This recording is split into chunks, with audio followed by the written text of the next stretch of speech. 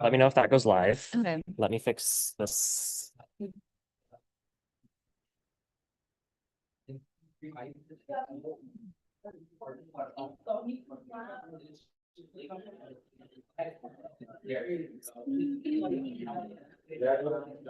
Oh, it's live.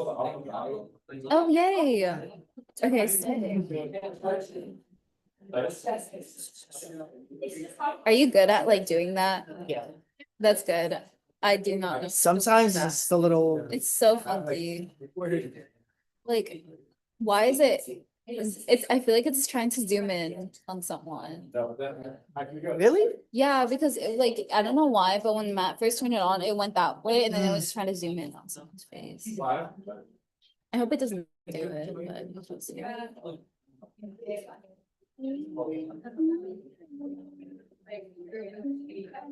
Oh, really?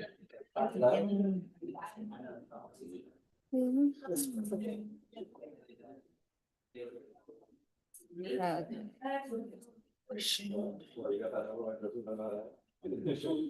Oh, the whole thing. Oh, worse.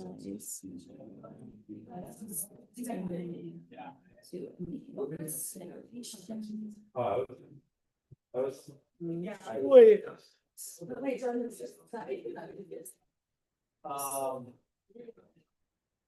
That was kind of funny.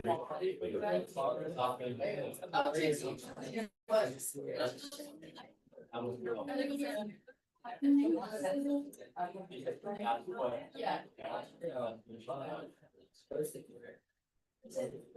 looking for it because my roommate started using coffee kind of sports. Yeah.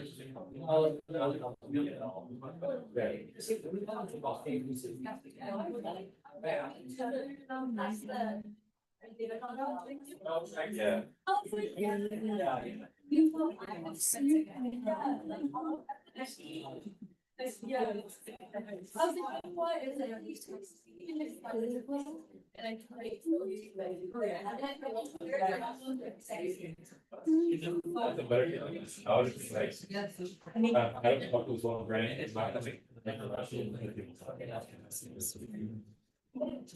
Yeah. That's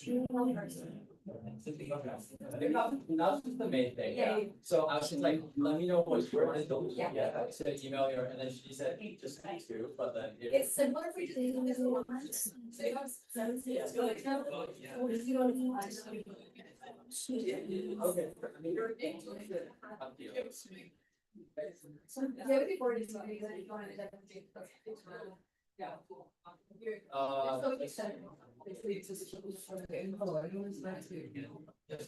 do it. I need to. Okay, that's fine. Sorry.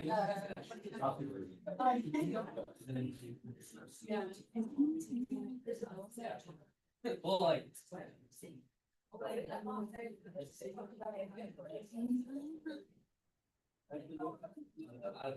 I mean. Oh, no.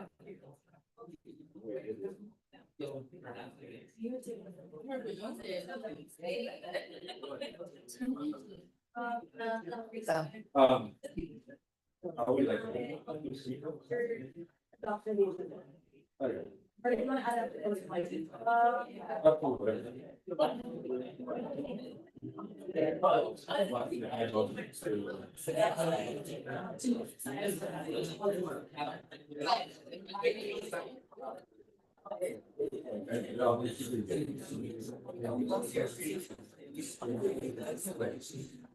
Yes. I'll have the measurement. Yeah. We're gonna go for it. I don't look for senators. Text you.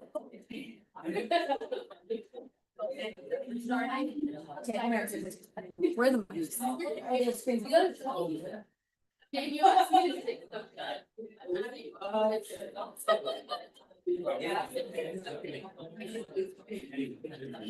Wait, where can I get the mics?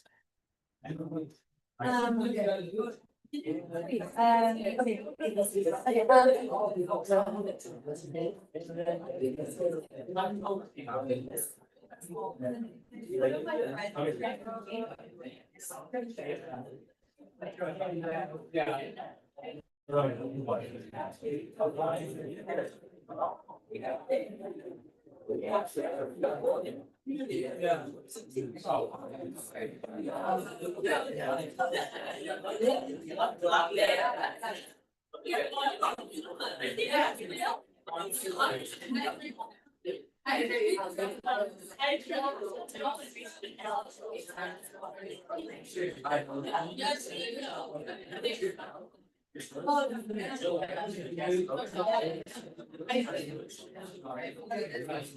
right, we're getting started. Sorry for the delay. We are having some technical difficulties, but we're just gonna get started in some time. Everyone, make your way to your seats. That'd be great. All right. Thank you all. All right, I call this meeting to order at 8:15 p.m. We're going to go first and roll call, so your name is called, please indicate you're present. Starting with Senator Ramsey here, Senator Wallen here, Senator Beardsley Here. Senator Cannon, Here. Senator Cho here, Senator Gal, Here. Senator Bolshani here, Senator Lucaro Here. Senator Hammond Here. Senator Mendez here, Senator Nunez Rivera here, Senator Rodriguez, Senator Sanders here, Senator Scott. President, Senator Solomon here, Senator Safety. President, Senator Reed. Here. Senator Dunn. Here. Senator Ty. Here. Senator Schway. Here. Senator Yang. Here. All right, we'll move on to recognition of Owen lands. The ASUC recognizes that UC Berkeley sits on the territory of Houston, the original landscape of the Chicano speaking Ohlone people, the successors of the sovereign grown against Alameda County. This region continues to be of great importance to the Waima Ohlone tribe and other familial descendants of the Berkeley. We recognize that every member of the Berkeley community has and continues to benefit from the use and occupation of this land since the institution founding in 1860. Consistent with our values of community, inclusion, and diversity, we have a responsibility to acknowledge and make visible the university's relationships to Native people. As members of the Berkeley community, it is vitally important that we not only recognize the history of the land on which we stand, but also we recognize that Waima Ohlone people are live, flourishing members of the Berkeley and broader Bay Area today. All right, now we'll move on to adoption of the agenda. So is there a motion on the floor for this evening's Senate? Yeah, we only have one because they're close to next, so I'll just say it to you guys. I moved to add SR 2526-141 to new business. So moved by Senator Sanchez, is there a second? Second by Senator Rodriguez, any objections? All right, seeing and hearing none, that bill will be added to new business with unanimous consent. Is there another motion?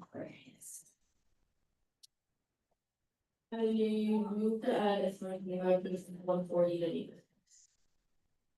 So moved by Senator Rodriguez, is there a second? Second by Senator Ty, any objections? All right, seeing and hearing none, that will also be added to new business with unanimous consent.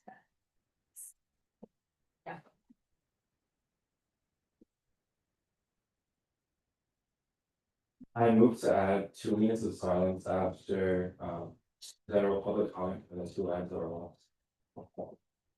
So moved by Transit Representative Miguel, is there a second? Seconded by Senator Musi, any objections? All right, seeing and hearing none, we'll amend the agenda to add 2 minutes of silence after general public comment on this evening's agenda. We'll amend the agenda in a moment. All right, and then are there any other motions? Yes. I'll do it. Okay, I move to add SR 2526-142 to new business. Student advocate Stephen moves to add SR 2526-142 to new business. Is there a second? Second by Senator Ty, any objections? All right, unanimous consent, so that will be added to the agenda. Is there another motion? Yes. I motion to table SR 2526-125 indefinitely. So moved by Senator Kenneth, is there a second? Second by Senator Solomon, any objection? Yes. Wait.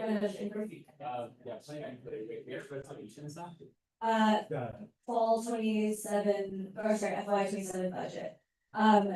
As in response to your point of inquiry, The reason for indefinitely tabling is because there's another resolution on new business that passes finance and spaces collectively, so we don't need an extra one just for finance, so we'll do it all the Okay. time. Yes. Wait, it's 125, right? Yep. 125 on the Okay. table, yeah, definitely, unless there are any objections. All right, same here, that 125 will be tabled indefinitely. Okay. Any other motions on the floor?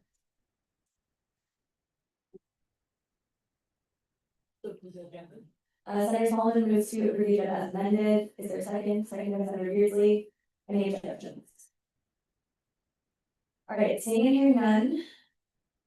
We will adopt the agenda as amended.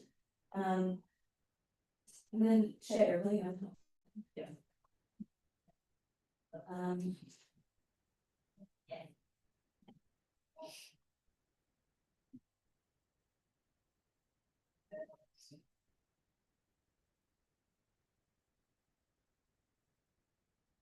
Okay.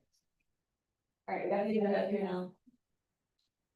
Oh, no, where did it go? Okay, sorry. I'll get that up there momentarily. And in the meantime, we'll move on, we'll skip that announcements because we have no next announcements today. And then we'll move to general public comment. Is there any member of the public here for public comment? All right. Or you can come this side, but it seems like you have none, so we'll go ahead and move on. No response since there was no public comment. And then we will hold the 2 minutes of silence, motion by Transit Representative Diego. So 1 minute for each of the lives lost. I'll time it and I'll let you all know when the 2 minutes of silence.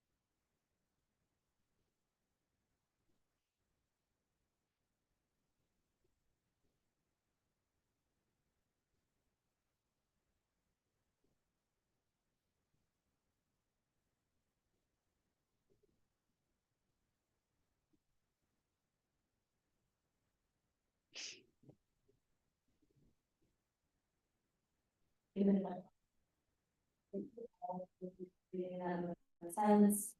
I think we're really lucky to be here, and so I appreciate Small kind of sharing this space, especially at such a difficult week for our campus community. So thank you to Representative Diego for hosting that, and I feel very lucky to be here with you all, be able to occupy these positions and try our best to tell others, and it's a good reminder to check in with the too.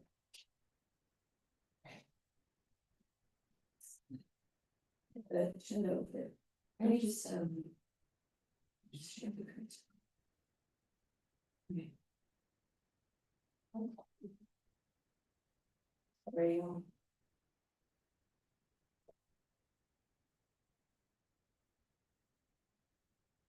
Alright.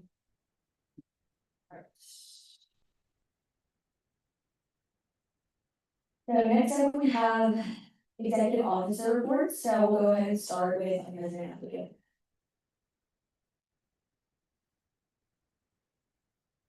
Oh yeah, because I'm airplaying, yeah.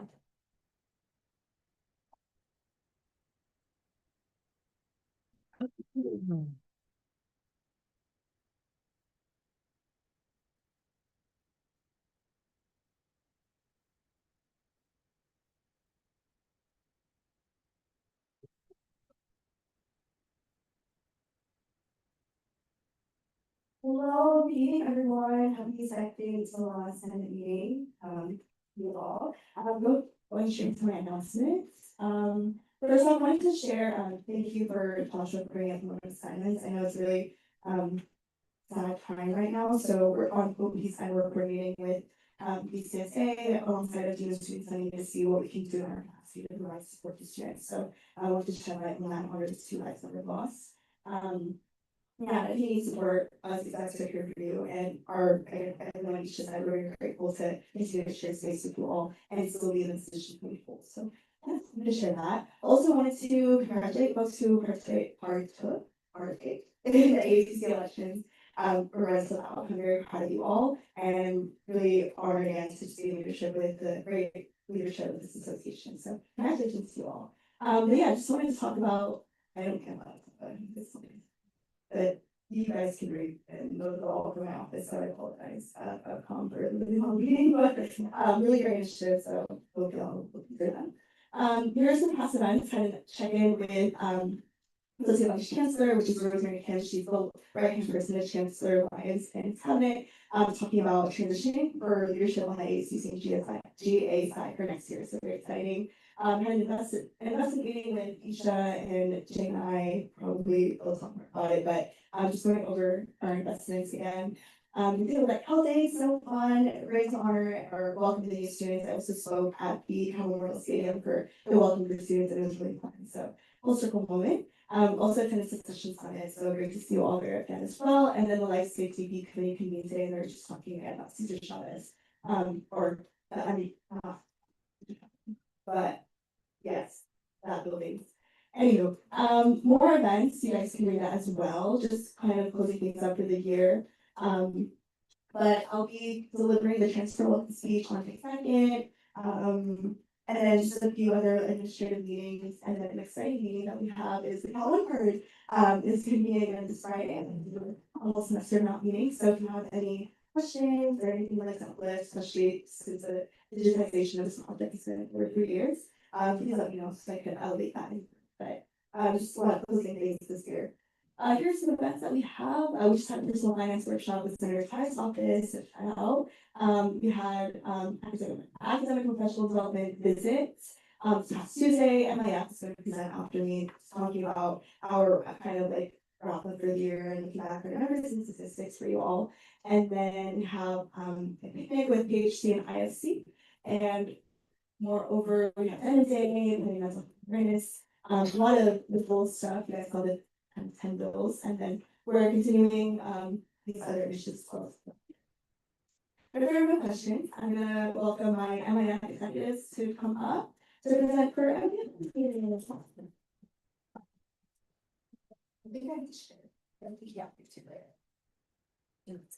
Yes. And then I think they might need a time extension, but time is that.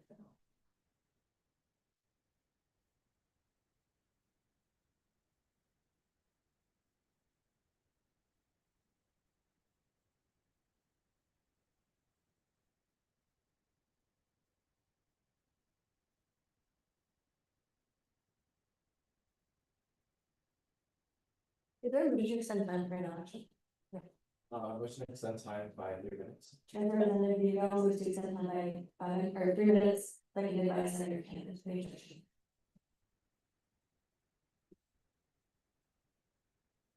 Hello everyone, so just to reintroduce yourself, hello, my name is Ariel. And my name is Armella, and we'll be representing our allocations.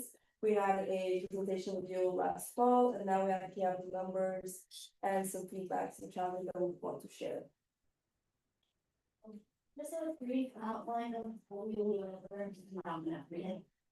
First off, MIF is a campus grant managed through the Office of the President through the Chancellor of Campus Committee Student Fund. MIF focuses on financially supporting RSOs with multicultural and cross-cultural collaboration on campus. And I have this funded annually 75K, with approximately this year we had 111 available to unspent funds from last cycle. This rubric is something we've seen last semester as well. This is how we were reviewing our applications and our interviews. So, does the proposal affect the Berkeley campus commercial community? Does the proposal serve an underserved or historically marginalized population of students?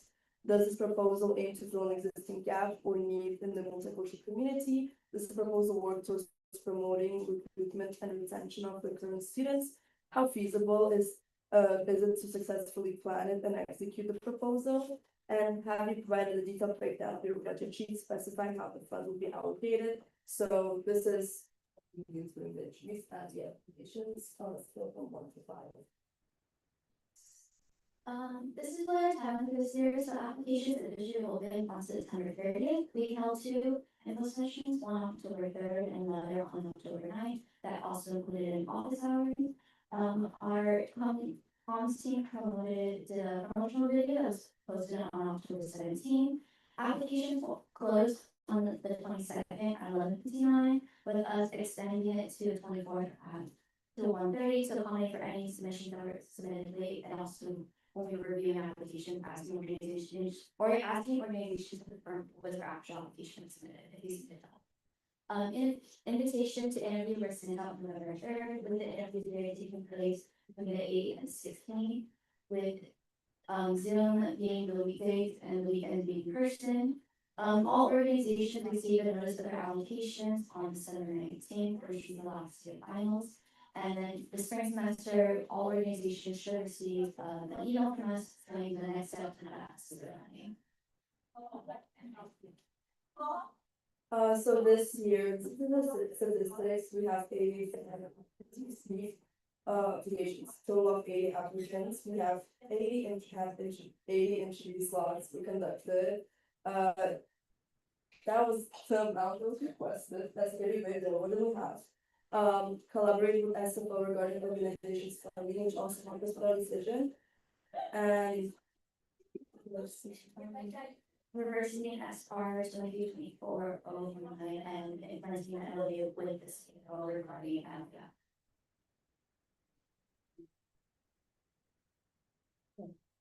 Just a breakdown, this is how the application is broken down. The application is broken down into basically 3 different sections, or your organization information about the proposal, and also just general information about how the interview will be run.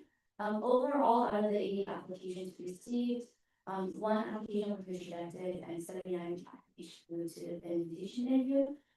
The reason why it was rejected is because, as stated in the application, if you were asking to see funding for a fall event, your application would be automatically rejected. Is there a motion to extend time? Time to extend time by 3 minutes. Senator Tan moves to extend time by 3 minutes, seconded by Senator Solomon. Any objections? we had 78 interviews, and it was submitted for multiple proposals. The interviews were combined into one. The interviews was for 20 minutes, a 2-minute introduction, 8-minute presentation, and a 10-minute Q&A. We had in-person interviews on the weekends and on Zoom during the weekdays. We sent an email to our applicants who got the interview, and it was on first come, first served basis. And then just for your semester, what a check-in is basically in order for your organization to fully receive funding, that your organization must conduct a check-in with someone from the MIS department, just to ensure that their event is still going on and their funds are being used in the proper way, and also just to ensure that any communication regarding how access their funding, we can go over it. Continuously, we are still doing check-ins just because some of our schools have this response to emails.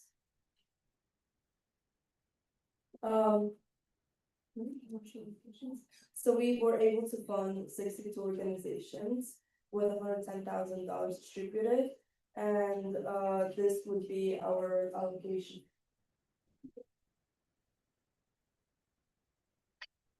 On the allocation sheet, we listed the amount that the organization received and also included the programs that the name of the proposal that they were using the funding for. I would really total lines of thousands.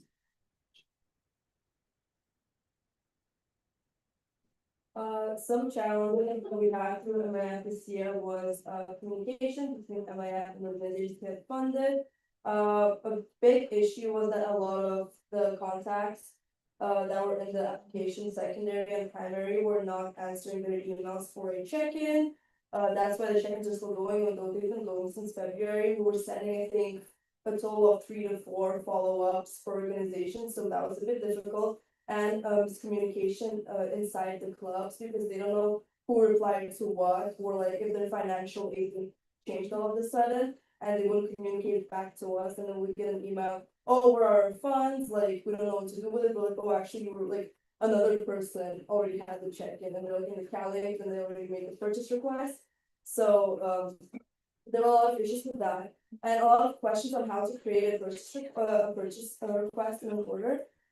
We had to sit down with an applicant and actually explain the process of how to create a purchase request. So it's just a reminder for everybody to like have their financial aid training done. And these are just overall the dates of proposals. So now we're gonna get another sorry. I moved to extend our time by 4 minutes. Senator Green moves to extend time by 4 minutes. There is a second. Seconded by Senator Solomon. Any objections? And yes, we're gonna overall see there's still add to this and that's really like ended. Yeah, we also included this feedback form, so people we will send this out to organizations later this week, asking them to build that for feedback for us again. Feedback for the inside will recommend this. And if you have questions, if you have any questions for us. Questions? All right. Thank you. I like this little 23, 24, 49, I was sitting right there. Reading it out. Okay. Yeah. Okay. All right, we're gonna go on to next presentation, which is me. Also, as a reminder, if anyone's presenting tonight, share it with today, also share it with the EVP, but share it with Senate admin assistant so we can move on to the agenda. All right, my updates are short today. So I'll just get right into them. We have 2 bills on the consent calendar. I talked about them a little last week. GovCon listed them on Monday. There's another one on new business for formalizing tax allocations, so we can have them on the resolution tracker. Because I know we voted on them last week, but decisions in resolution format as well. And then there's a couple of other resolutions we still need to get through. I'm amending the memorandum of understanding with leadership engagement, and we said this on 4.3 amongst a couple other mostly procedural things that we need to do. So we're going to be active in ISC this summer as well. And then we did 2 events last week, an adoptee ally training with an undocumented student program and an undocumented student affairs commission. And then we also hosted a Race at Cal Day with sexual health education program and QHS, amongst others. So it was really exciting to be able to be giving our free supplies to students on all. So it was a good time. And then this week is Earth Week, Happy Earth Week. The holidays, Friday, it's Arbor Day, so I'm taking Happy Arbor Day. And yeah, we're doing a bunch of people this week. So we're doing that multiplier seeds at Sunstock, which is our music festival, which is by Sustainability Commission.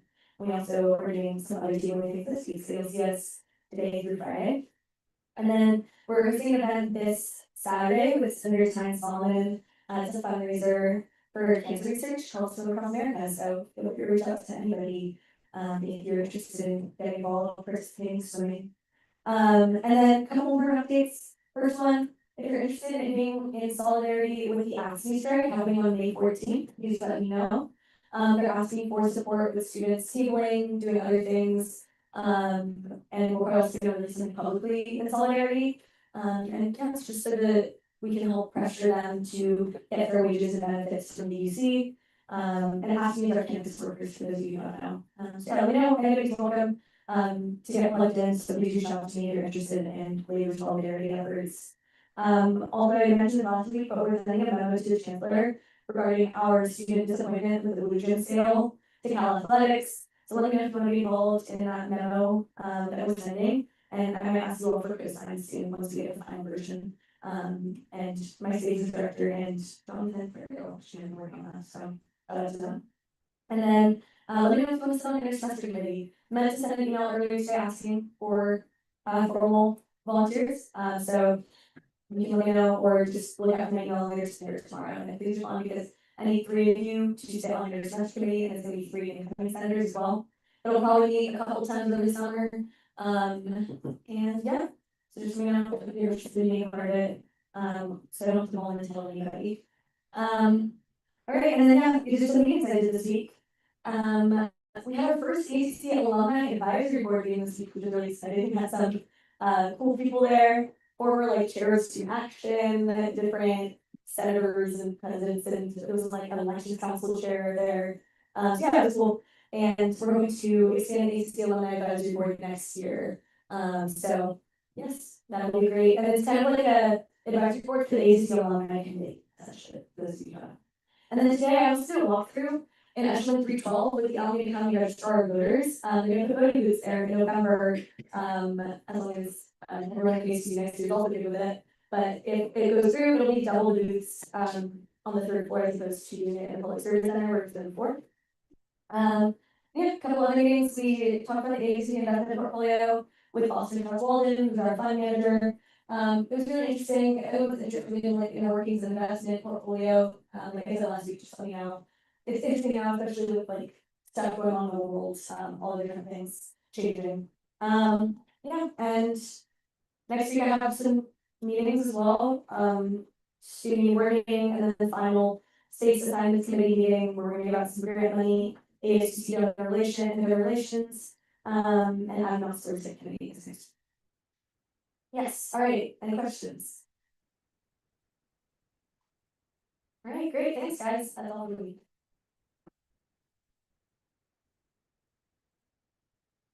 All right, next up we have our academic affairs vice president, Jimmy Tran.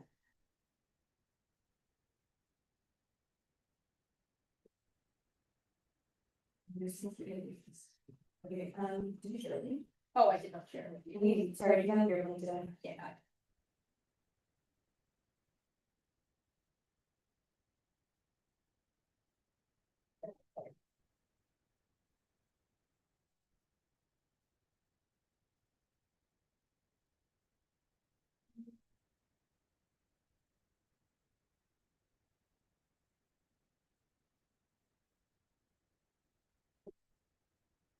So guys, how y'all doing? Hope your cow day and your Monday was awesome.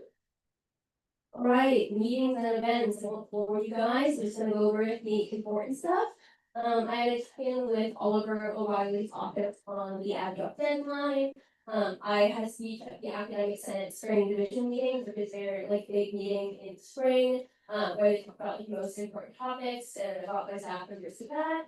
Abby and I had our last chancellor's meeting, and then my office had a little collab with Berkeley. You can see up there. Nice. So going over some policies, campus AI strategy, kind of closing the loop on that. What we settled in, or settled on in AVP is to put AI statements on all college/department websites. And this would mandate essentially faculty and administration within each division, college, etc., whatever you want to split it by, to have a conversation about AI culture and like AI guidance in the department. So at least while students might not have cohesion across all of UC Berkeley, like across all your classes, at least you'll have some cohesion within your major or your department, which will hopefully bring a little bit more stability in those lives for AI. But we're in a pretty cool conversation with Dr. Arlen on this, and it's pretty likely to get done or be done by next year, so it'll be hopeful. On the translation and articulation process, we're proposing some APR process adjustments to include community college professors in department reviews that happen every 10 years, so that over time, inclusion of transfer students in majors and departments becomes part of routine checks. And then we're also hoping to propose a pilot program for a Math 1B, based on exam competency, so you can test out Math 1B instead of taking the class if you believe that you would have the credits for it, and didn't get articulation. Okay. Awesome. On the earlier ad drop deadline, my one win as AVP.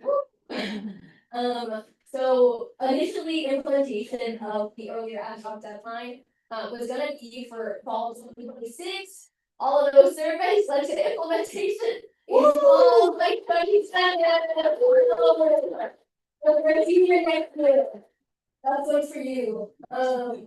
Yeah, that was the only change, but it gives Dylan, I said that Dylan some time to advocate for additional late drops as well. So changing that number from 2 to 3 to hopefully help everyone else who isn't included in this policy right now, some additional leeway when it comes to adding drop classes late. You want to be able to keep that flexibility. Woo! Yay! Like genuinely how I felt like was all was for that time. Yeah, and then the last thing is Luzon on May 1st, Friday, pull up. Mental health commission is also hosting a carnival on the state on the late as well. This is my favorite llama, named Sammy. I mean Sammy. He's awesome. Yeah, that's it. Thanks guys. Any questions? Yeah. Okay. Next up, we'll move to our student advocate, Ricky. Woo! Woo!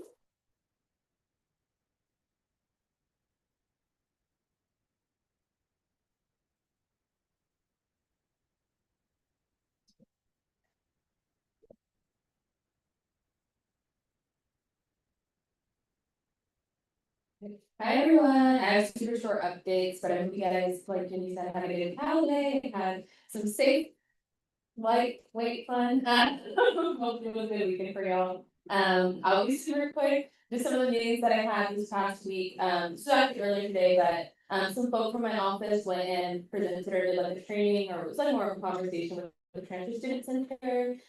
Just to give some updates, or not updates, but information about our research that we can provide, and just kind of have like a conversation, exchanging how we can best be of support of transfer students on campus, and continuing some conversations that I've been having with Jasmine, the director of the Transfer Student Center, about specific issues that she's been seeing with the transfer community and their experience on campus. So that was really good.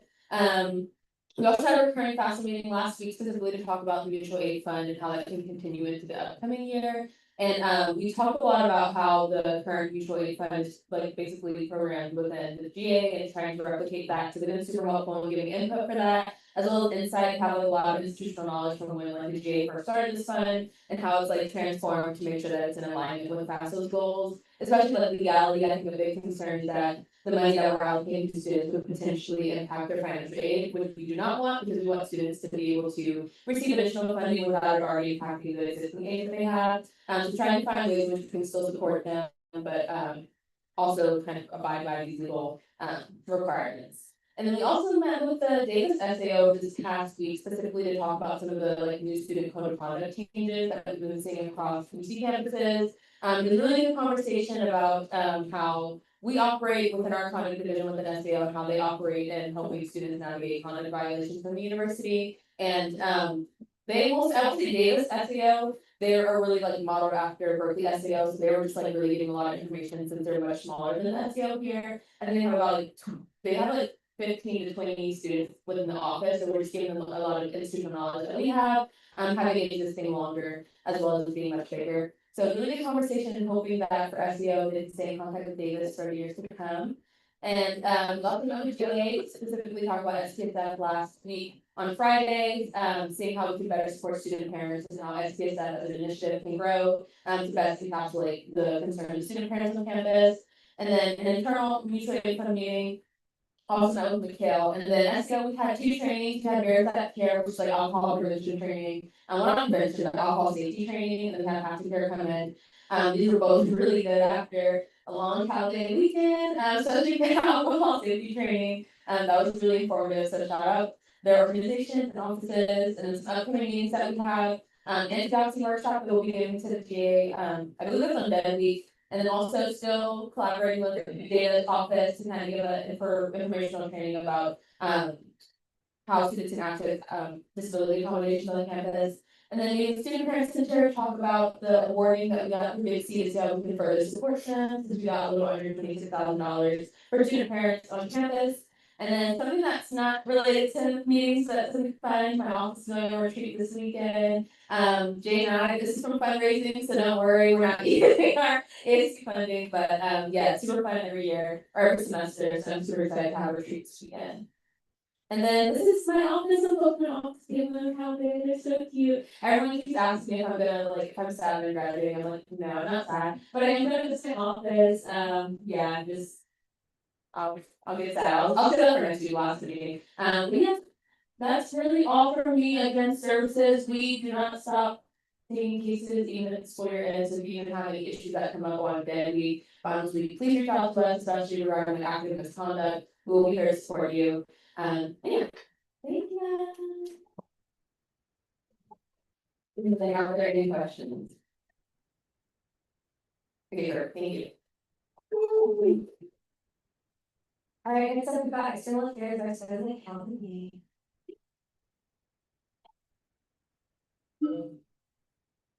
Sure.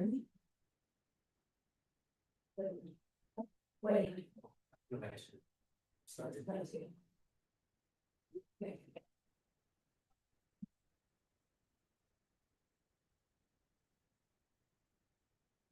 Hi, everyone. Week 13. School year's almost over. We played Adjournment updates for this week. To begin with, again, we are still doing record distribution or also federal tester distribution for any students, student groups that may want that. We really appreciate all the groups that have reached out to us and representative office, there are also, or sorry, federal questions from us recently, and then also we did put forward a resolution. It's put a more affordable, more accessible, and funded student housing in Berkeley, recognizing the continued lack of housing accessibility, and the continued lack of continued high pricing of Berkeley rent. And so, following on the UC's Berkeley administration to both Addison on planning commission, and also to be able to increase more housing for students across our person. I also wanted to highlight the 4x6 meeting that will occur this Friday. It's the last 4x6 meeting that will occur this year. I previously mentioned this 4x6 meeting as a way to mention different types of things that students care about to city council members, such as street lighting, the Lux annual walk that occurs, and potholes or any safety considerations, traffic lights, any of those type of things, as well as the UCSA board meetings. We also want to highlight that will occur in Senate chambers, not this next Sunday, and it will spread and for students that would like to. And then also I did join Isha for that third floor midterm communication walk today, and really encourage any individuals that will be part of next year's cohort to please support that. I have this picture of this really long line that occurred this year, the special election. We really did try last semester to advocate for a second poll location. I know that I mentioned put a call out to you guys about any ideas about how we can encourage different location on campus to open up their space. I know that for that election, we are unfortunately unable to secure a wider space for students for elections. But for this upcoming midterm election, it's ever more so important to ensure that students get out and vote. And so if we can secure this third, fourth space, it will be double the space. And the registrar of voters mentioned increasing the lines to 3 different lines to allow for students to vote. Once again, our one-time $20 million funding to support UC-based food centers, disability service programs at the University of California. That request is going through Senator Sasha Perez. And so please, if you have any testimonies, either from yours as a community to really highlight the benefit of our basic needs centers and our disability service programs. That is super important, and I really want to make sure that this ask goes through and is able to support these two centers.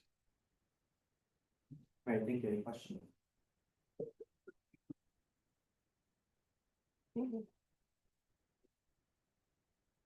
All right, next up, we got Berkeley Student Media here today with their presentation in the Senate.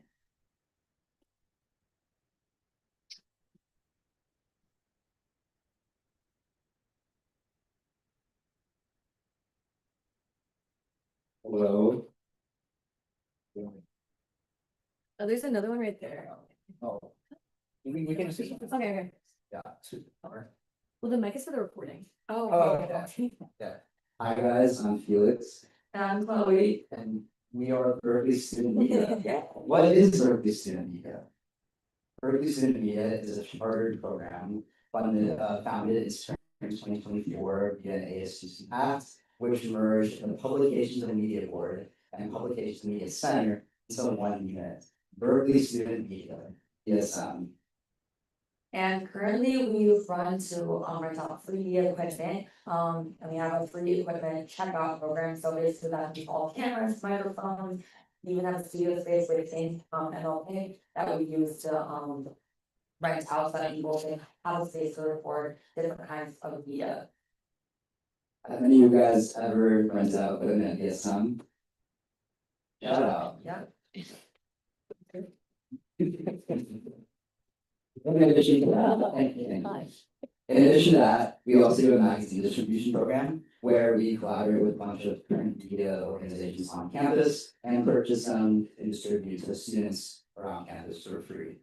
And in addition to that, we also have a magazine archive where we keep track of print media, print publication that dates back all the way to the 70s. Very cool. Yeah, so if you guys ever want to see some media from the 1970s, you actually come stop by or so you can check it out. And here's just a range of photos that have been taken within the studio that we offer. Some taken by lovely Felix right here. And also using just cameras, lighting, different kinds of kids, background, backdrops that we offer and rent out to students for whatever creative purposes they need. Yeah, so over the past school year, for the fall and spring, we've had 6,518 rentals that and 607 reservations studio space, and that is a lot. That's a lot. We're always busy in there. There's a lot going on, a lot of things getting rented out, and because of that, we've had a lot of equipment maintenance and replacement costs. This past year, we've spent $5,000 replacing equipment and getting more up-to-date equipment, such as SD cards, tripods, different cameras, audio and light equipment.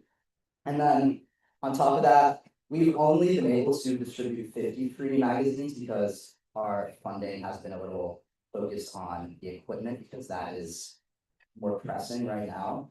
But we have spent $600 on magazine distribution, which is pretty good, but yeah, and then as you can see here, here's just some of the different kinds of organizations, classes, people who have used our services. So I think here there's so many different kinds of clubs. For example, there's like Association of Women in Geeks, the Cal Club Field Hockey Team, the Furries at Berkeley, and all these different kinds of media organizations as well, who all utilize our equipment, and that's super awesome because it does come to show like it's not just magazines and film clubs like use the cameras and writing equipment. It's also all these different kinds of classes and clubs and people. a lot of people love our equipment. So we have a couple of community partnerships as well, MOUs. We have one with Berkeley Public Affairs, which is basically all media, all like official UC Berkeley media. You see on the website, you see on the Instagram, all that stuff. And basically, they use our space in MLK 177. They have that full access to that between 9 and 12 during the full academic year, and they pay $500 a month for that. And this partnership is very critical for BSM, mainly because in order to pay our volunteers, we use stipends, and thus we're able to be open more consistently and serve the student population better. We also have an MOU with Cal TV, Chloe, Cal TV, and this also gives Cal TV key card access to MLK outside of BSM standard operating hours, and they use this to do meetings in there once we're closed. And this agreement is also with another charter program, so there's no financial compensation involved. And this is also just a logical solution to scheduling conflicts caused by BSM reorganization and reduced staff. And then as you can see here, here's kind of our plan on how to use our $9,000 in funding from ASUC alongside our $3,250 miscellaneous funds for the next school year. So as you can see here, we're gonna allocate some money to equipment replacement and repair, as was mentioned earlier. There's so many different kinds of revenue, but that also means so many different kinds of people. Nice to an extension. Is there a motion to extend time? To extend their time by 5 minutes. I said the reading was to extend time by 5 minutes, seconded by Senator Newman, any objections? Thank you, guys. Yes, thank you for not objecting. So, yeah, so basically, those talks saying, like, we just like have a lot of different kinds of equipment because of that, they tend to break or go missing, so we're gonna need some money to replace that. And then buy new equipment purchases, as I mentioned earlier, also, like new cameras and things that are always coming out, it's nice to keep like updated.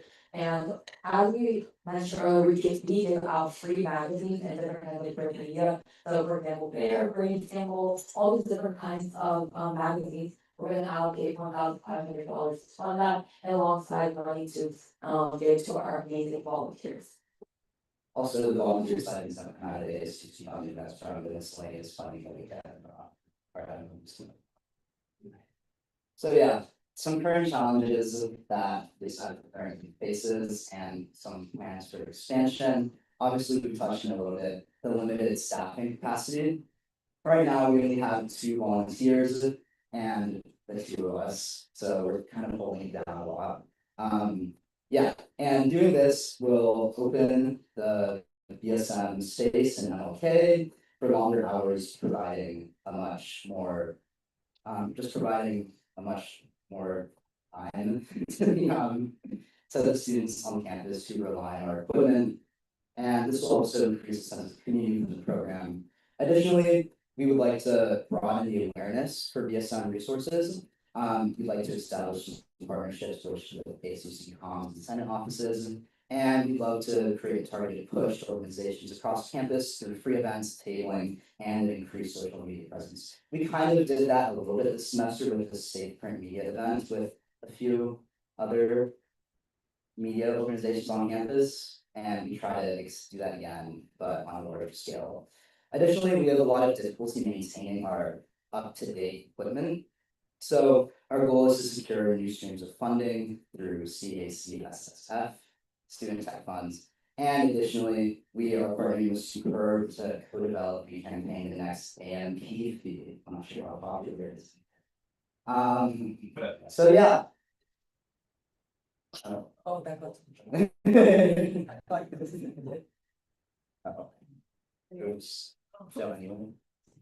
Okay. Thank you guys. Oh, yes, that was very actually. And, if you guys have any questions, we're more than happy to answer. If you guys don't have any questions, I'm going right now. You can also answer anything that you guys send to our general email or our two personal emails right there.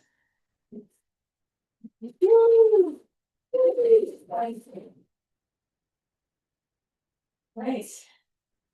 See if I can get this solution.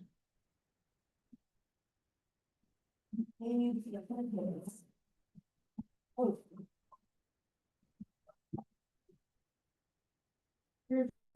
Okay. So now we'll move on to committee reports. So committees will have some time to give a brief update about what we discussed this week. We'll go ahead and start with finance committee. Committee standard for Python, we actually reviewed 2 more apps applications. Just because of some like errors in like processing applications, but yeah, nothing much, but make sure to get like your rule orders in if you want to like send any of the rest of your miscellaneous manual food before we're done with the icons.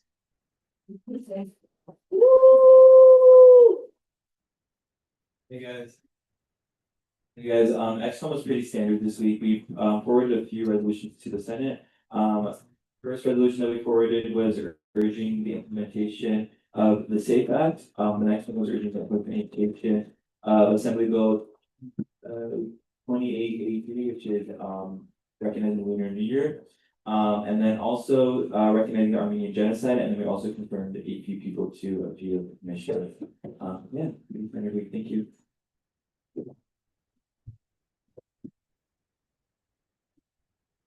Everybody, so to summarize, we had 7 digital council interviews with 4 openings. It's not reflected on the agenda yet, but they don't make a motion later. And there was too many bills to count, same thing's gonna be happening next week. But this early notice is kind of like a widespread problem. If you could just triple check the formatting for the bills, because we're already gonna be there a long time, so you know, this isn't like targeted or anything, but it's like overall. I think that the formatting is kind of wonky. But yeah, other than that, it's gonna be just a long game.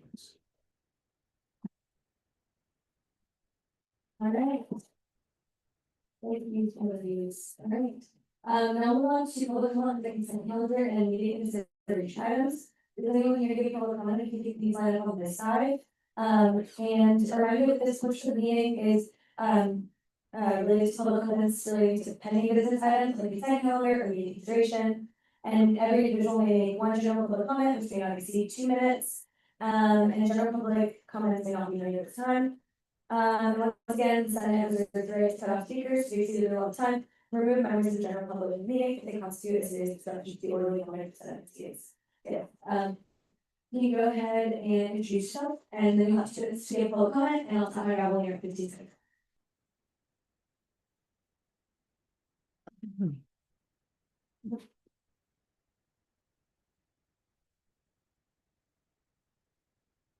Hello everyone, I'm Digan Alvalyan, the co-president of the Armenian Student Association.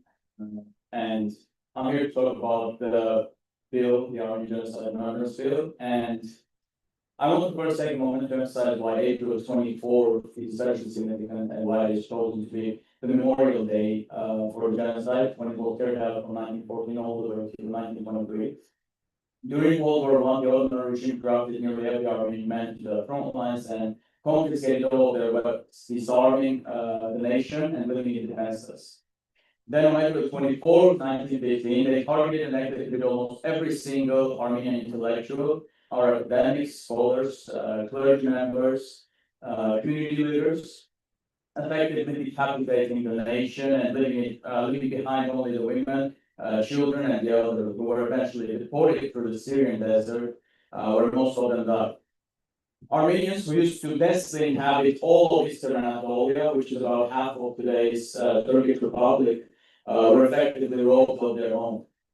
While they ousted the perpetrators of genocide a few years after the war, the newly formed Turkish Republic adopted a policy of denial, which Turkey abides by till today, and they strongly push the denialist narrative everywhere in the world. That's why it's important to not just recognize what happened, but also to actively educate ourselves and our peers on what happened, why it happened, and why the denialist narrative continues to ravish even in countries that formally acknowledge the genocide, like the United States.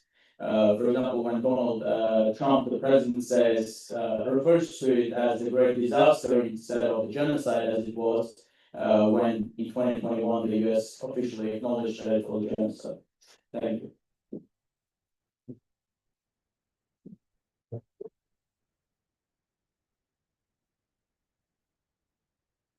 About 2 minutes and I'll tap my gavel in your 15. Hi everyone, my name is Noah Kalafian. I'm Berkeley ASA PR chair and I'm all ASA advisor. I'm here to first and foremost thank you all for passing the bill on Armenian genocide commemoration. It means genuinely a lot for the Armenian community, and I'd like to sort of spread some more recognition on what is going on today in Armenia, as I feel that it is very pressing. In 1915, Armenian men and women, intellectuals, doctors, lawyers, essentially the best in their field, were rounded up and killed one by one in an effort to throw off an entire nation. Today, we're seeing genocide in a very, very different form. In today's world, we're seeing Armenians being blockaded, with over 120,000 Armenians being cut off from their homeland in Nagorno-Karabakh. Today, we're seeing Armenian businesses being shut down. We're seeing 6,000 Armenian men, soldiers, but between the ages of 18 and 20, being killed in war. The population of Armenia is only 3 million. For us, 6,000 soldiers being killed in war is an entire generation being wiped off. So I'm here today to ask you, us Armenians say 1915 never again, but I'm here to ask you, this isn't about never again. I'd like to ask you all to pay attention to what is truly going on in today's world, and pay attention to the genocide that is committed and is being committed currently in an entirely different form. Thank you all.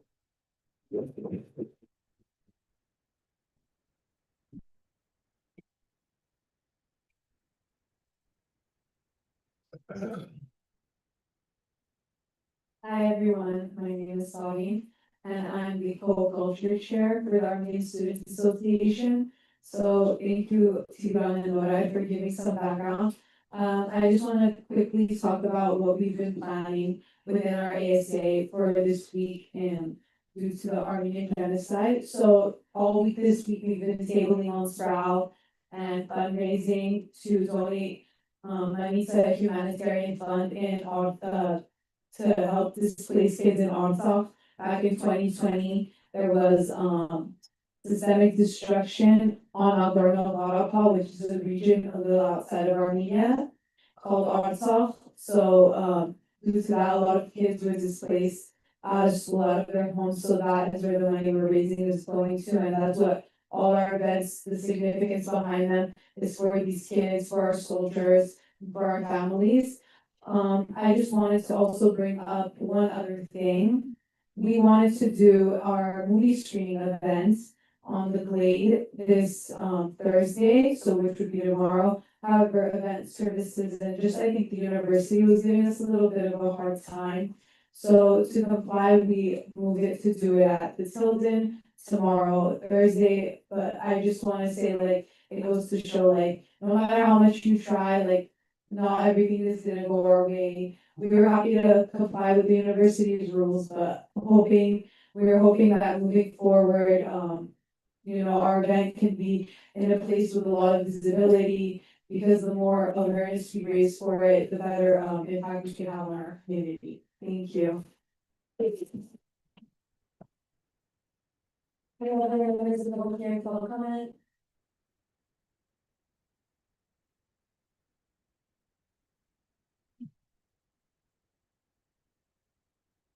Hello, hi. I am Armenian. I am a member of Armenian Student Association, and I am Armenian from Turkey. For my life, I've been faced to many cases of racism through my whole childhood and teenage years mostly. But unfortunately, it is not only me who face discrimination in this world. There are many other community members that face this discrimination in this world. For example, the women, the people from African descendant, Asian descendant, disabled people, and not limited to. These people also suffered for many different reasons. And it is always the same people who hate every single one of them that doesn't look like them. And in the end, we only want that to recognize that what happened to Armenians over 100 years, that just to recognize them and to not repeat it once again. This is all we are asking for.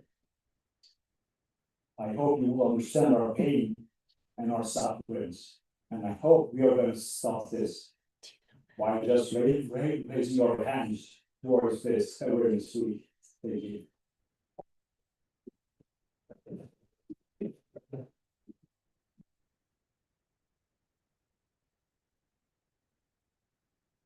everyone. My name is Christine, and I'm the president of the Armenian sorority here at Berkeley. I kind of want to just mention something small about our experiences today and what we still face every day, even on this campus. But I want to speak about the importance of remembering the Armenian genocide, not just as a history, but as something that still affects each and every one of the Armenians here on campus. The reality is that the harm did not end in the past, and to this day, there's still denial going on. There are still people and institutions that refuse to fully acknowledge what happened, who minimize it, question it, and try to erase us and our history. And some may think that denial is harmless, but it's not. It continues to drive pain. It sends a message that the lives lost do not matter, but the truth is not that at all. All of us Armenians carry a generational trauma, and every day we get told that it's not real. This is why the remembrance is very important. It's not about staying in the past, it's about standing up and facing the truth, and it's about honoring those who were lost and making sure their stories are not erased. Our grandparents, our great-grandparents, and our family. For Armenians, this is not distant, this is our identity, our family, and who we are.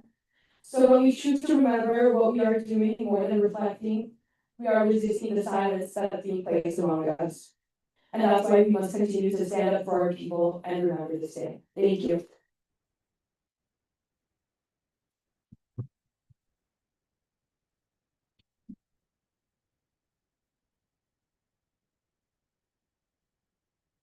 Hey everyone, thank you for considering this bill and thank you to Anna Maria for the language and writing it. We appreciate everything you do for our Armenian community. I think that commemoration is valuable and it's very important. And we need to remember and we need to recognize. However, commemoration only goes so far. There are material things that we all can do to help Armenians right now. One of them being the displaced people of ASUC. So in 2023, ASUC was ethnically cleansed by the consulate of Azerbaijan, or the government rather of Azerbaijan. And Azerbaijan has very close ties to the government of Israel as well. They do oil for arms trades. Azerbaijan is a petro state, and they sell weapons to, they sell oil to Israel, and Israel sells weapons to them, right? And we're invested in that, right? We voted just now on divestment, and I'm really happy that that passed. But I have to say, like, when I was canvassing for that, to tell people to vote for it, it felt a little silly. Oh, we're only voting to express that we want divestment. We're not saying that we're actually doing it, right? And I think this reveals the limits of this body, how it's structured. And I hope that we can take our organizing and our protests and our political action outside of just this body and get involved in organizing in other ways. For divestment, because this is an Armenian issue, this is an issue for all of us. Our money can be going for way better things for our campus. That's all I'm saying. Thank you.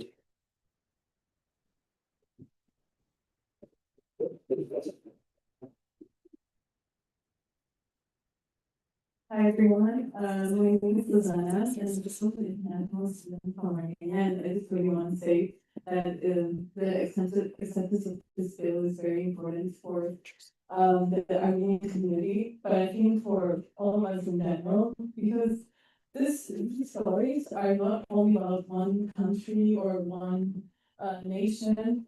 As we continue to see many manifestations of similar human rights crimes today, following the similar philosophy, although we think we live in a very civilized world, there continue to be many manifestations of this genocidal mindset, and it's our job, especially being part of such a big institution, to not let these pass through as any capacity that we can.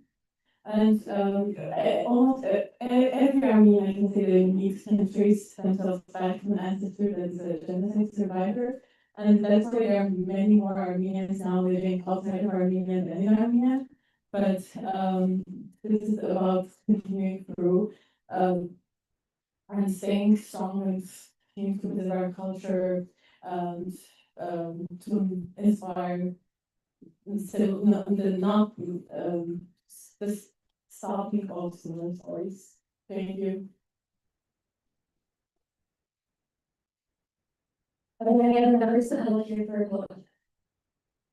Okay, seeing none, we'll go ahead and move on. I know we usually have to respond to public comments for consent calendar, but I'll give some time for any member of the Senate to respond if you so wish, so if anyone wants to respond.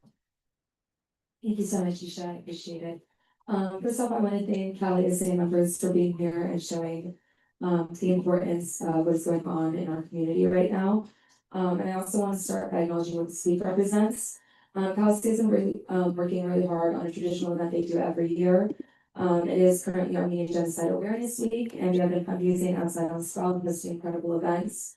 And also this Friday marks the 111th anniversary of the Armenian Genocide, where 1.5 million Armenians were systematically killed by the Ottoman Empire, and countless others were displaced, creating a diaspora that still lives with those consequences today. And it's often framed as something in the past. However, it is ongoing in the way it has impacted generations and the way it is still doing to this day. And it is also important to recognize that this violence did not simply end in 1915. We have seen continuous forms in different forms, including the recent displacement of Armenians from Asaf, where over 100,000 people were forced to flee their homes. And actually recently yesterday, a church that was built in 2019, that stood as the spiritual heart of Stefan If, and a symbol of Armenian resilience, because during the 44-day war in 2020, civilians took refuge in this church. Unfortunately, yesterday it was bombed by the Azerbaijan government. And so this is why remembering matters. And when I was thinking about what to say today, I kind of wanted to make it clear on why Armenians still talk about it to this day. And that is because recognizing histories like this creates awareness, not just for Armenians, but for many communities who have experienced violence, displacement, and injustice. And it matters especially in space like UC Berkeley, where students have the ability and responsibility to engage with these issues directly. And this is why Armenian students were here today to represent. This is why this bill was written.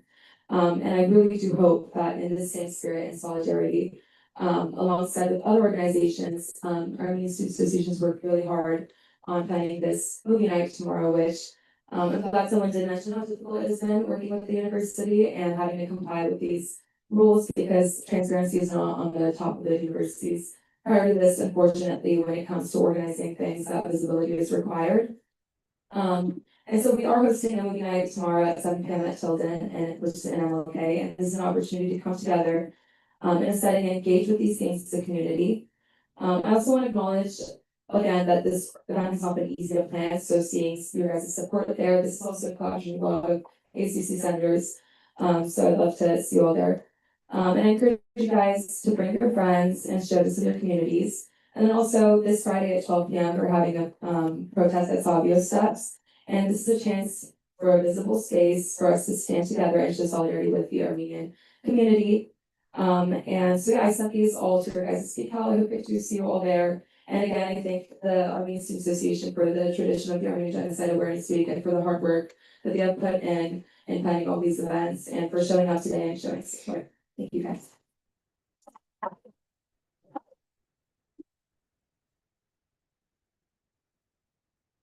Any other senator likes to offer response? Thank you all so much. And yeah, I guess one thing I was thinking about is like, I was reading about transparency, I'll be top of mind for the university, and it's like really a lot of these like organizing movements take 10 years for like something as simple as common sense to investment to occur. So I think that it really rings true that like us coming together in these spaces and talking about why visibility and remembering organizing matters is so important. So thank you to all the public commenters and community members that came out to really fit.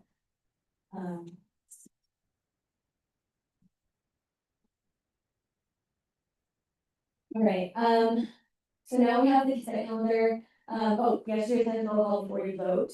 Parliamentarian, let's say, you roll first, okay. So yeah, we'll do a roll call and then we'll vote on our items today.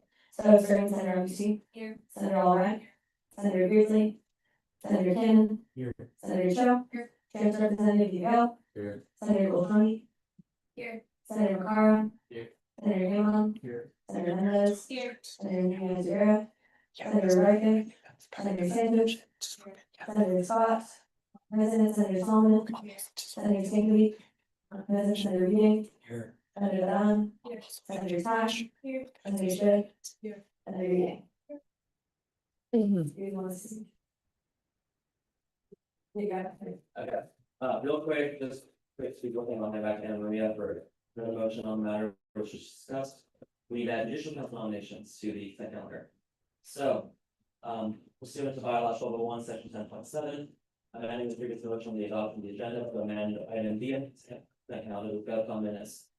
By the names of Rhea Murphy, Kajirine Patib, Marilyn Connolly, 2-year judicial council terms, and Alexander Weiss for a 1-year judicial council term. Are you making a motion? All right, motion made by Colin, seconded by Representative Miguel. Any objections? All right, seeing and hearing none, it is so moved. So that's the outcome minutes, and then again, to the same motion, actually adding them as you see on the consent calendar as items. As P, Q, R, and S for again, Rhea Murphy, Henry Steve, and Aaron Conley. The judicial council, 2026, 2028, and Alexander Weiss, 2026, 2027. So moved by the parliamentarians, is there a second, seconded by Representative Miguel. Any objections? And seeing and hearing none, the agenda is amended. And finally, to move SR 25-26-113, the macro act to make consideration of the. What item? Well, here I go, but Motion to SR 25-26-113 to from consent calendar to make consideration. And I believe you can do it to saves. So motion by parliamentarians, is there a second? Seconded by Senator Yang. Any objections? Seeing and hearing none, the agenda is set. and one more motion. Motion to move SR 25-26-114 to make consideration for amendments as well. Motion so moved by Senator Obusi. Is there a second? Seconded by Senator Reading. Any objections? All right, SR 25-26-114 will also be moved to immediate consideration. All right, any other motion on the floor? For consent?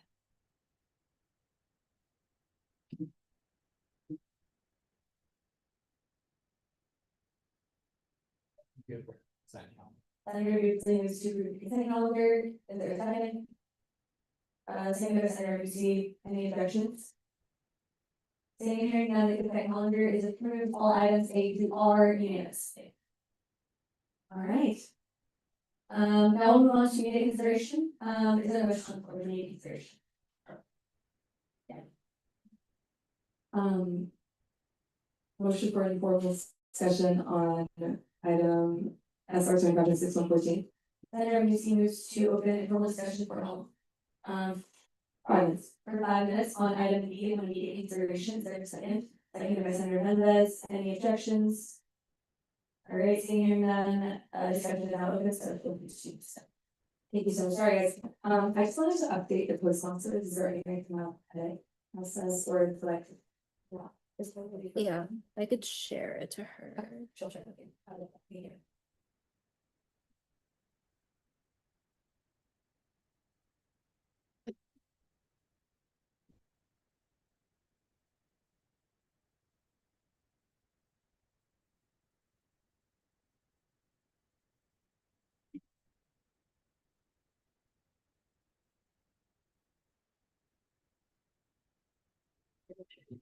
I need to go into the other.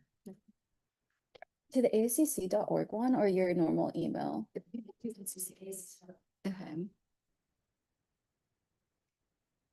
Okay, you should have that. Also, I wasn't able to, for any post sponsors, if you're interested in post sponsoring, this bill, please. Okay, sorry. I'll try to be quick.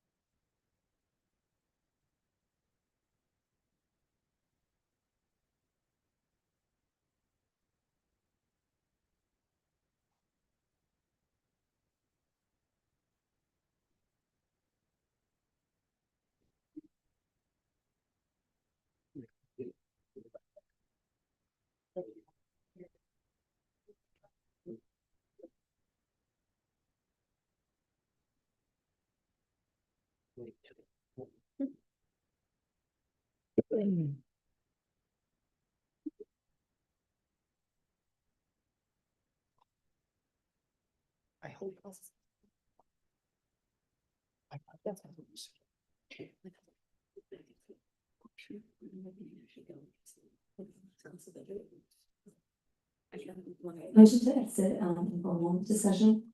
So moved by Senator Rubinstein, or any seconds? Seconded by Senator Santos. Has any objections?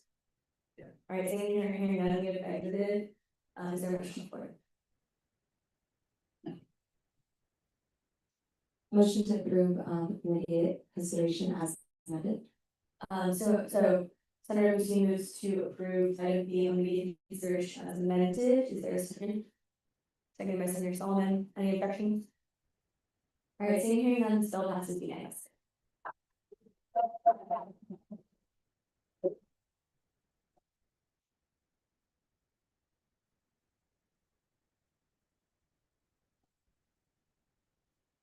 Right, there's one more item of immediate consideration. Is there a motion for it?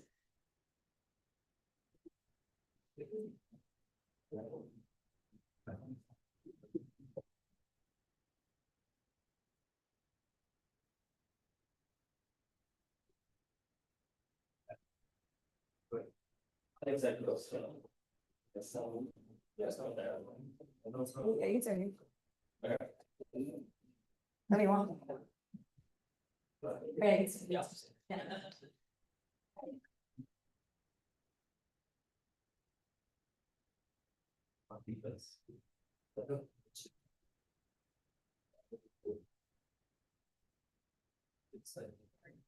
No, I think so.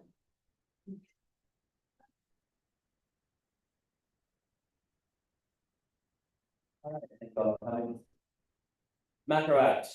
Oh, wait, you need to open formal. I can't do that.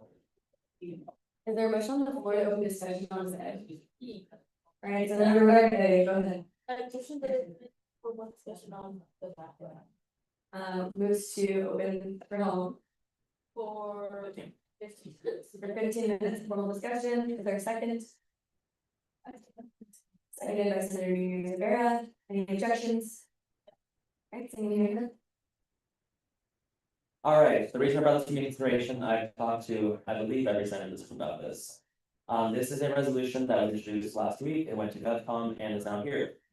The reason it's under consideration is because of a few edits I made in response to requests from the graduate, which is a resolution. Those of you who don't know what this is a matter act. It is a modernization of autonomy committee and informing oversight. I guess that's basically, it is to reauthorize a student fee charter, which we have in the GA called ITSFP, the Interorganizational Committee on Student Fee Governance. It is to create a units governance committee for the oversight of the ASUC's units, and is to authorize pursuant to 2005 and power of the Senate and an MOU, which the reason I'm making some of those edits is after this meeting, and after I talk to the graduate assembly, I will then go to talk to higher authorities in student affairs, such as the dean of students and ultimately the vice chancellor of student affairs. You're welcome to look through the edits. They are underlined, although those things are underlined. I'll warn you, it is 6-7 pages long. I'm very happy about that. Yeah, there we go. But ultimately, it is substantially similar to what I talked to everyone about. I just wanted to give a bit of time for people to read through it. The necessary changes made are on page 4 to the were clauses, which says that the Senate agrees the changes and authorizes committee negotiations. And then you go to Appendix K on page 61. The GA asked for a verification of their own relationship with SGA. If anyone has any questions about it, I'd be glad to answer them. What is the specific? Go to page 61. They asked for a recital saying, you know, the GA specifically.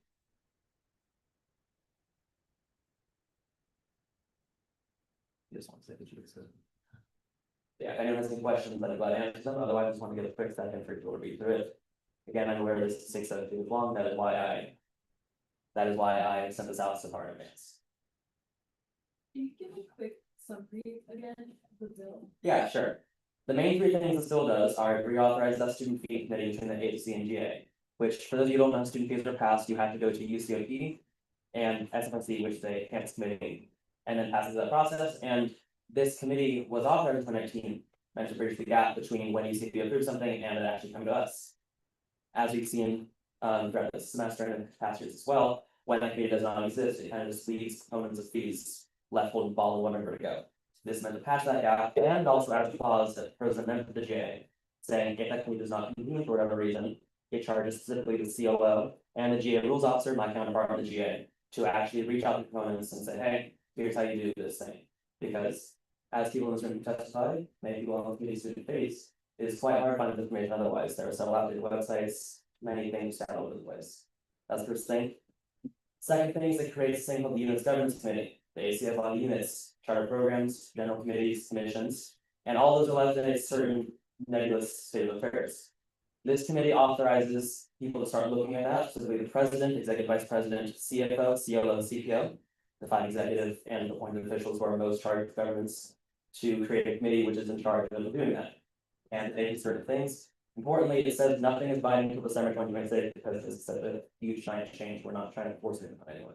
This is merely to start incorporating a little better and help there be some kind of flexibility, but also structure of all the units, which incorporate a substantial part of the ASUC assets, volunteers, and presence on campus.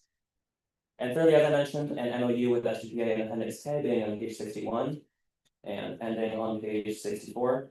The main edit I made there, I talked to all of you about this, is just adding signatories because it's ASUC, GA, SGPA, student executive director, dean of students, and BCS edit all approving it. That's your question. Yeah. I was gonna ask, as to your second question. We have that. Second mic.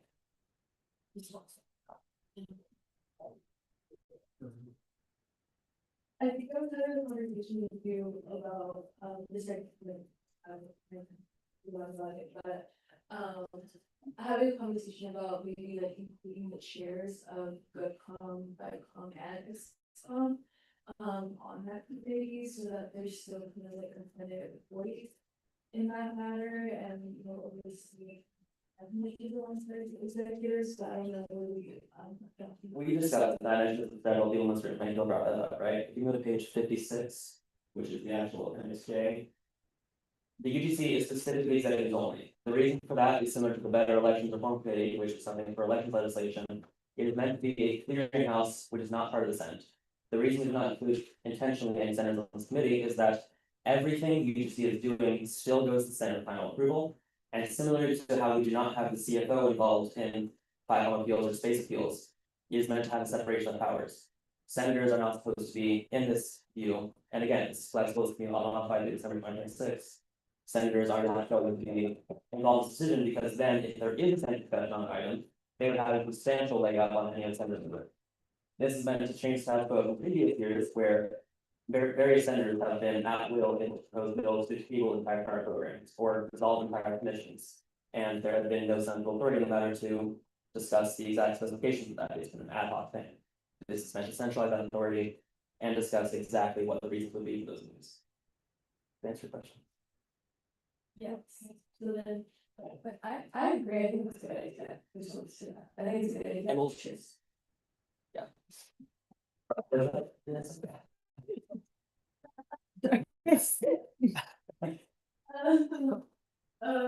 Okay, my understanding is that, say we brought up, and not to trigger anyone, but say we brought up the whole amphi thing again. And that's. And this would kind of, the committee itself would be the ones to veto it. If the Senate votes against it. There's no veto, well, Like- the president has the power to veto bills in the Senate, that's separate from this conversation. This has been brought up, right? This committee is not meant to supersede any Senate citizens, right? The final authority belongs to you. But, for example, in a past year, the decision made to dissolve the category, which is the trial program of the ASUC. There were good reasons for that, we were unable to fill the position at all, and the responsibility better served elsewhere, but there are going to be moves. I don't know the name of the Executive Vice President's office here or CTO's office, but there are moves to bring that back because that conversation goes back and forth, right?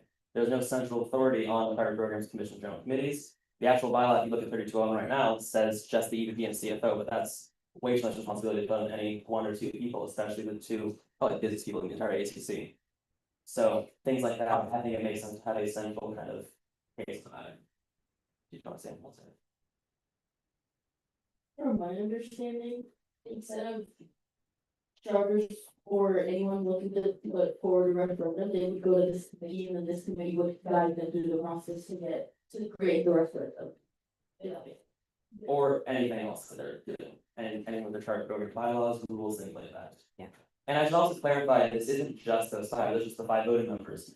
Every charter program, every commission, every general committee, senators invited to come as well, and both Lauren and Matt, as the SUK members designated with the commission and charter programs, are going to be involved in that as well.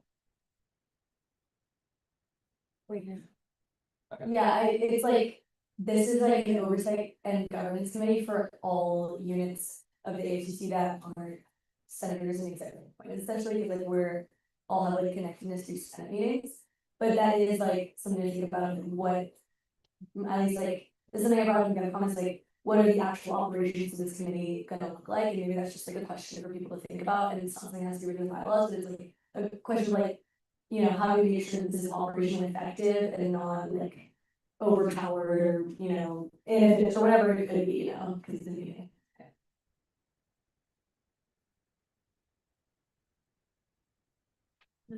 Okay.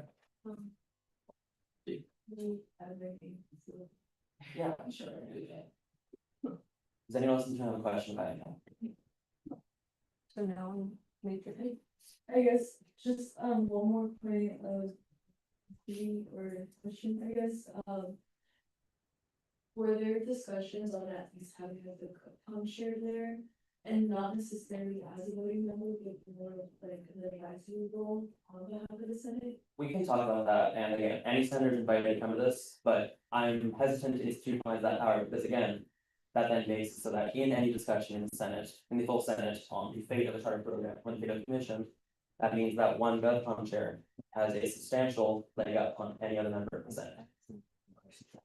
But isn't that kind of what we're doing sort of right now, where like everyone in FICOM like understands the FICOM bills really well going to the Senate meeting, like everyone in GovCom understands, like everyone in GovCom, for example, has a leg up on the macro act to be talked about, so or something like that, you know what I mean?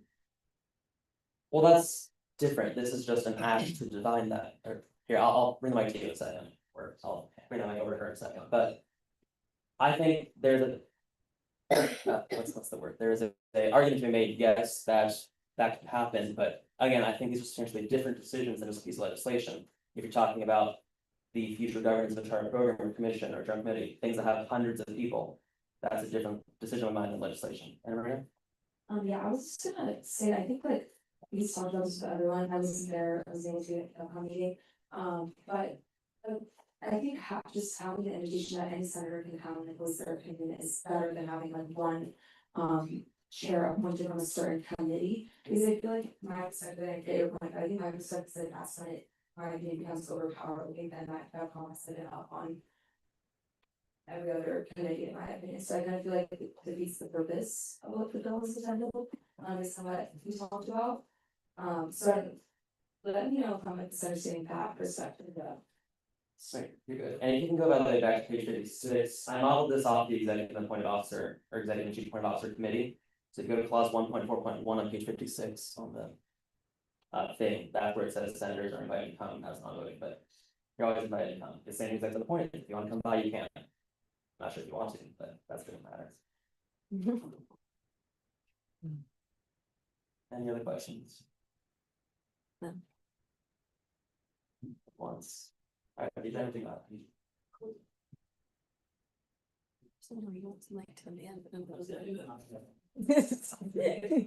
The mic is on. Taking into account the passage of the Strong Act, you would intend to have the OTSR on the committee as well as. If the TSR makes a compelling case, the Strong Act doesn't take effect until the following year after this is passed, but we can talk about that next year. Any other questions? Oh, sorry, I was trying to type that, I got distracted. Here, Isabel, can you do that? Yeah. Discussion? We have 3 minutes. 3 minutes left. 3 minutes left. I was just curious. If you don't have any questions, then can we close the formal discussion? And then you guys are moves to end this on your birthday, any objections? Seeing hearing none, we have now exited informal discussion, we go to the agenda. If we hear a motion on the floor at this time. And motion to approve, SR 25-26-113 as amended. General meeting moves to approve, SR 25-26-113 as amended, second by Senator Beardsley. Any objections? Seeing none, the macro act passes unanimously.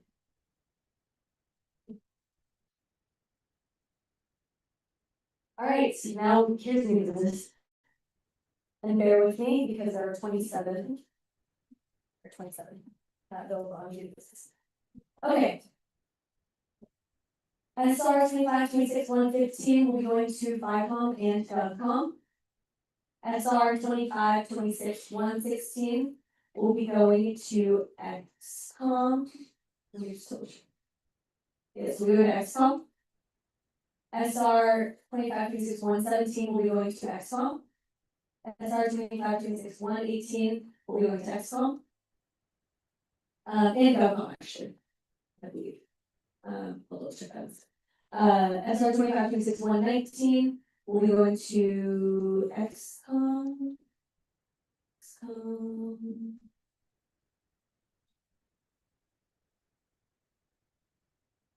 Yes. SR 25-26-120 will be going to GovCom and FICOM. SR 25-26-121 will be going to GovCom. SR 25-26-122 will be going to we'll be going to let's put it at XCOM and GovCom. Sure. SR 25-26-123 will be going to GovCom.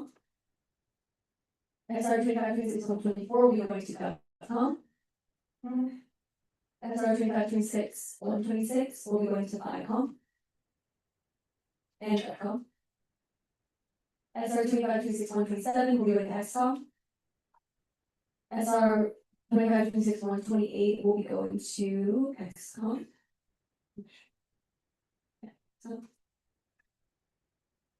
SR 25-26-129. Sorry guys, I like read all these before, but I'm forgetting which one's which. After I'm looking at them. So what is that? We'll be going to ICOM. And yeah, it's ICOM and yeah. SR 25-26-130 will be going to XCOM. SR 25-26-131 will be going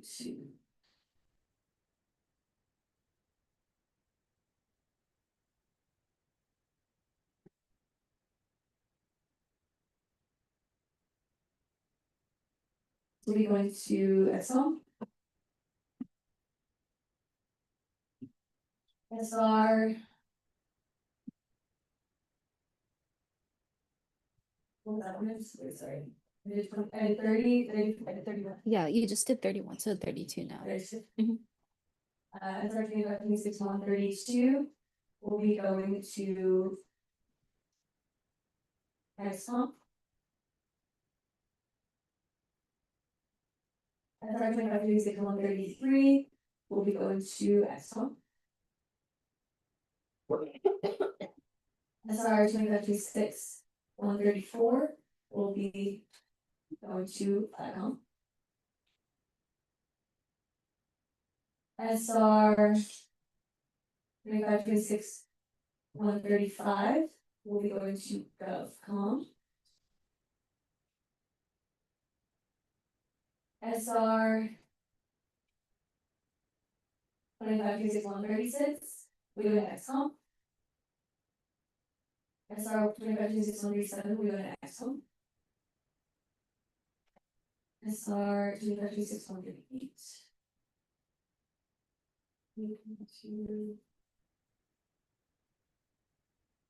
ICOM.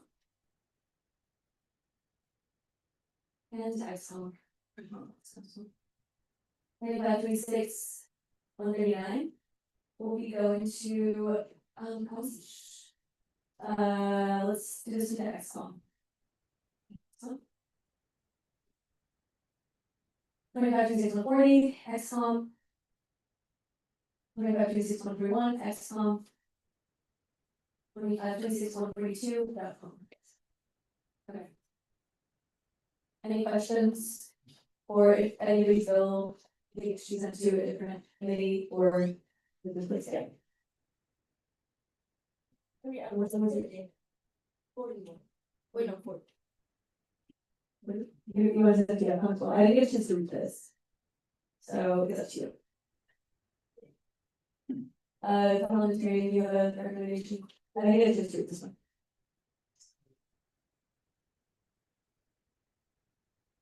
If in doubt, you vote. Excellent, go. Okay, 140 volts to go. Alright. Okay, thank you all for bearing with me. Okay. Now we'll go ahead and move on to announcements. So every office will have 2 minutes to give an announcement about what you've been working on. And so we'll start, yeah, if you want to start on Melissa, yeah, and then we can go around. And I'll tap my gavel when you're at team technical. Hi everyone, happy Earth Week. We have a lot of events still going on. And if you check out Serve Berkeley on Instagram, they synthesize like literally everything happening this week. So I encourage y'all to check it out. We're introducing 2 resolutions this week. And one of them is about how the UC Office of the President is moving forward with proposals to remove the definitions of anti-racism and diversity from its sustainability policy, which is very concerning for students and just us as a UC system. So we're working with climate fellows across the UC to write a letter opposing this to UC admin and like other campus leadership. So I encourage you all to check out that resolution specifically. Thank you. Hi everyone, I hope you guys are having a good week. I also decided just to mention our third time I you guys something about myself. But as I've thought before, we Gala is gonna be this weekend and very exciting. Everyone can show up so as well. Also like tables for your offices as well. It's so important that we see funds being raised. I know once that last time I was saying, especially 50 and over this year still for it. So hopefully we'll see like they're on that basis as well. And then these listeners speaking at the HCA is speaking with Assembly Member Rosa. And I know that's May 1st too. And then lastly, our office is also build voices alongside Berkeley Pulse and Nikki's office as well, where those students are gonna come and kind of like show up their talents like singing, comedy, more, and so yeah, Edmonds. But yeah, thank you guys. Super excited to be ending the school year, and we see you guys next Wednesday for the last meeting last time. Hi, all. I know we're all tired, so I'll keep it short. Just had a personal finance workshop with the hostel and collab with the OP. Did a dinner, and it was really nice. Really enjoyed listening to the speaker. We have our Swim Across America event that our office is leading in collaboration with the OUP and Margaret's office this Saturday. You can still buy in, even if you don't want to swim. You can still buy in and donate to the pediatric cancer research, or you can swim. And we have our collaboration with the Cultural Diversity Affairs Commission and HRSA for me and Marco screening with the director of this like short film that kind of highlights the ongoing human rights crisis in Myanmar next Monday. And then we have collaboration with the Vietnamese Student Association for Black April Vigil for the Vietnam War next Tuesday. And then we have a Myanmar teaching with Senator Al-Rai's office on next Wednesday about the ongoing genocide of the Muslim population in Myanmar. And then our last big event of the school year is, or before that, we have a collab with the Transfer Office with some goodies from the Basic Needs Center and EOP and other collaborators. It's going to be a very curious event on the last day of school. So next Friday, here in the Senate chambers, we'll be giving away like a bunch of prepackaged food and academic supplies and stuff from the Basic Needs Center. So it'll be really great. And then our last big event of the school year is our annual Southeast Asian Community Gala. We'll be having a keynote speaker, who I mentioned as a senator here many years ago, who's now an attorney and a politician. And we'll be having community performances and Burmese and Vietnamese food. And it's actually free. We're not charging tickets this year. We're just only taking donations. So it's first come, first serve, and we have room for 120 in it. So no one's doing. yeah, that's it for me, and I'm really sad, but I'm really happy to end off the school year with you all next week.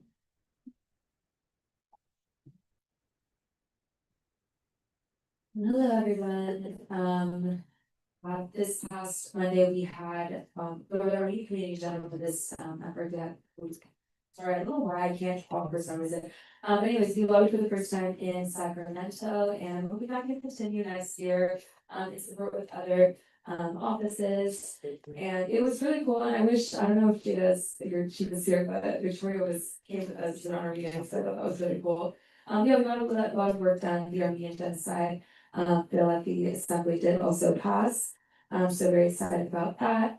And as mentioned before, we do have a movie night tomorrow in collaboration with a lot of ACC offices and other cultural organizations. So please, if you guys could show support and make it to that, that would be amazing. We're also having a protest in solidarity with the remembrance of the Armenian genocide this Friday at 12 at the Savio steps. So I hope to see you all there as well. This is also in collaboration with other communities because we've been focusing a lot about on cross-cultural collaboration and also educating each other on the effects of war and genocide, and how unfortunately, very unfortunately, a lot of communities share the same pain. And yeah, I just also wanted to express my appreciation for showing support to the Armenian community as they came here and passing our resolution. I'm very excited about that. And they actually paused their event that they were having on the those steps right now to come and be able to speak to everyone. So I was really happy to see them there. And yeah, again, thank you all for sharing. Hi guys, I just have a couple updates. Tomorrow we have a professional development collab with Old Master Senators, and they're gonna talk about like the pre-law, pre-med paths. We also have a journaling and like mocktails event, and this our last one this event on Friday. And then like City said, we have the Rohingya Muslim genocide teach-in just to spotlight what's happening in Myanmar. I'm really excited about that event because I feel like not many people are really talking about it or there's really teachings about it. And then yeah, I mostly wanted to also highlight genocide week that Anne Marie talked about. Thank you. Hello, everyone. I hope you're having a good week. Yesterday, I had a meal planning workshop with the certified teaching Instagram sitting here. The information is going to be shared in Email Pal on Instagram, so I recommend to check it out. I think it's really useful. Sometimes we forget to eat because we don't have time, but it's very important. Eat yourself, and energize. We have an education protest tomorrow happening on Sprout with ASUC. I hope that you can show solidarity with the undocumented students. Some of JSCC elected officials will be given a speech, so please go if you can. And on Saturday, we'll be volunteering in the Berkeley student forums for a queer ecology event that we have research and cover. So that's gonna be really fun. It's really cool to go to the forums and learn about the land that was sit in and like being able to connect with the land and learn about it. So if you can come, please come. Berkeley student forum is awesome. And so I hope to see you there. I move to recognize South Asian ad hoc sharing your own for 18 minutes. So moved by Senator Newman, any seconds, Senator Cannon, any questions? Hi everyone, just a few updates. So we had our Asian American community immigration rights panel today with Dana's office. It went really well, and all of our speakers were so accomplished, and it was really inspirational. So thank you for everyone who showed up. Besides that, if you want to apply to the ANHPI Town Hall lobby or the lobbying day, it's on May 5th. We're probably gonna close the application soon, but we'd really love to see all your faces there lobbying for our community.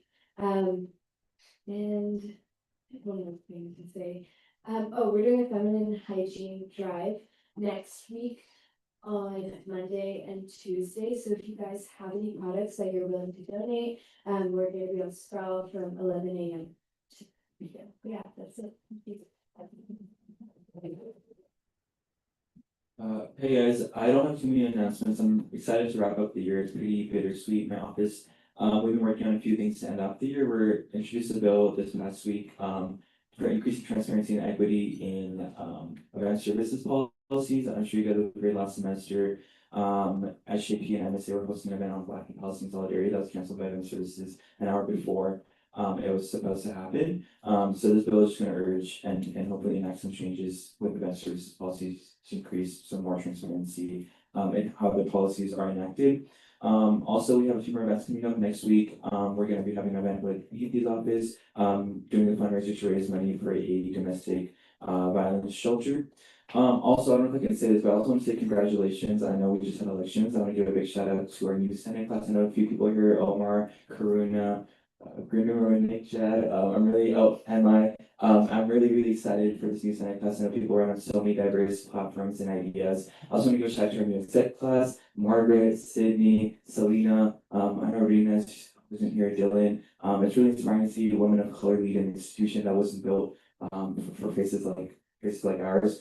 I also want to give a big shout out to everyone else around. I know, campaigning isn't easy, but it's inspiring to see so many people amplify their community concerns and their advocacy just through elections in themselves. And I think that's also a pretty big task. But I just want to give a big shout out to everybody. And yeah, I'm excited to wrap up here. Thank you guys.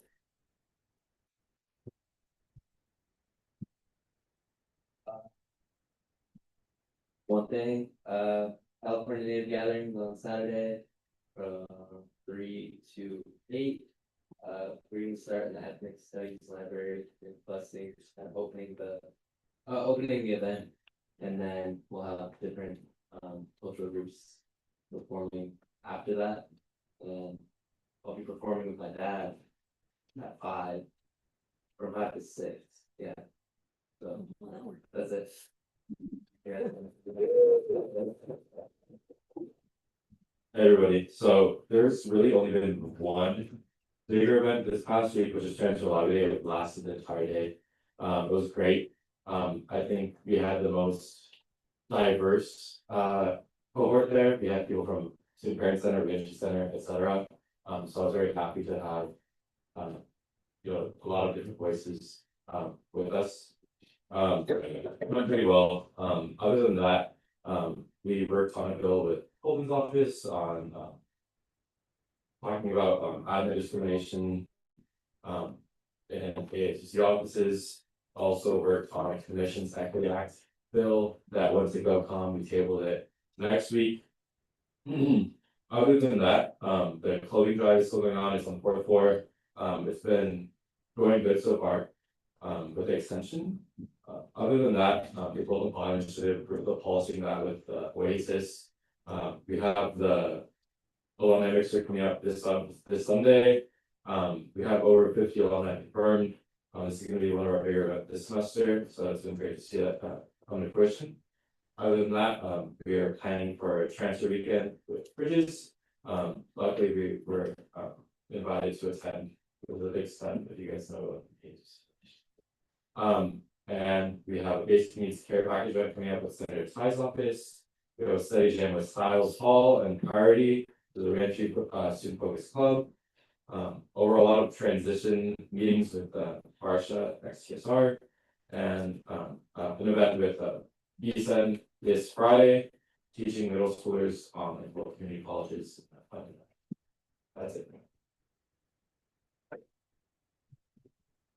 Hi guys, I don't have a lot of upcoming events, but what I was up to this past week, yesterday I attended one of our Christian RSO's auction chapel, which is basically sending off students who want to go on mission over the summer and helping funds. And a mission is basically just like going to another place to try and A, spread the gospel, B, support churches, or C, just like volunteer. And we got to raise, I think, $1,200 yesterday. I was very glad for that. And then on Saturday, there's a worship workshop that's upcoming.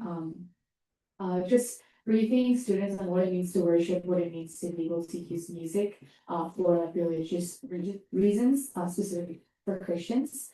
And then next week we have just a lot of showing face to the different like Christian RSOs that I worked with this semester as like banquets are coming up and end of year things.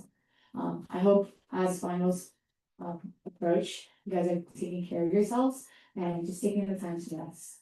Thank you. Yay, our office last week had a career in healthcare panel. It was really cool. I know a lot of my mentors are there, so and other people in offices mentors are there. We had I think around like 30 people show up, so that was really exciting. We also had an Asian American immigration rights panel that we talked about, which I heard was very successful. I couldn't make it because of class, but shout out to Grenor and everyone in my office who helped plan that, and also Yuki's office.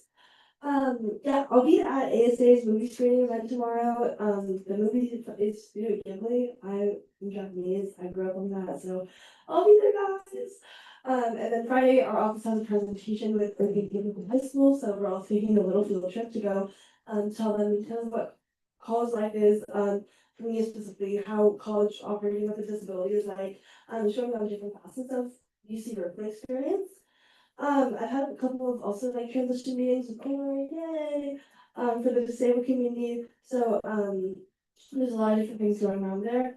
I've also had meetings around like sensory rooms and the disabled cultural center, putting a mural in there and kind of figuring out funding logistics because I think now we have $16,000, and then mandating disability faculty training, which has been a project in the works since my freshman year fall. So that's been a lot of work. We also have an event during finals week about Access in Motion. It's called Access in Motion. It's about commemorating the 20th anniversary of the Loop Card service, and I'll be speaking at that event. We're also filming Din and Yang, which shout out Grenor and her department in my office. We've collaborated with a bunch of people, and now we're gonna start editing and posting before we wrap up. And then we're also have a bullying social, yay! Yeah, also, I just want to shout out kind of the mental health stuff that's been going on, for the disabled community specifically, those with emotional and psychological disabilities, events of violence and death, and seeing a lot of posts about it can be triggering to some, so, please take care of yourselves, please take care of others, be careful what you repost or, like, consume online, because it can be really, harmful or not harmful, but triggering to people and yourself, so I'm here if anyone needs anything, but I wanted to make sure everyone's okay. So yeah, please take care of yourself.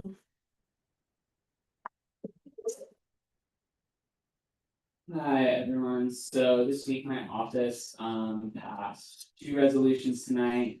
First one was SR 106, which is standardizing ASUC election data for transparency and accessibility. So this resolution is supposed to address like one of the issues that has to do with like accessibility of the ASUC election data, specifically like historical data. I don't know if many of you guys saw like last year when people were running, but like they never put out like a very like accessible sheet of data that showed like the vote breakdowns. But there was like screenshots of the Google sheet that had that exact thing that was like floating around, which is kind of funny. But so this was basically a collaboration between myself and Ryan, the elections council chair, to basically A, have that information be made public for this election cycle, which has already been done. And then B, to have them go and backtrack over the summer and fall semester, where the next elections council chair is, to then upload all that information so people can look at like past historical voting trends and just see like turnout numbers, things along those lines. So just general like accessibility things. Or like for people who maybe just don't want to look at a straight like CSV file.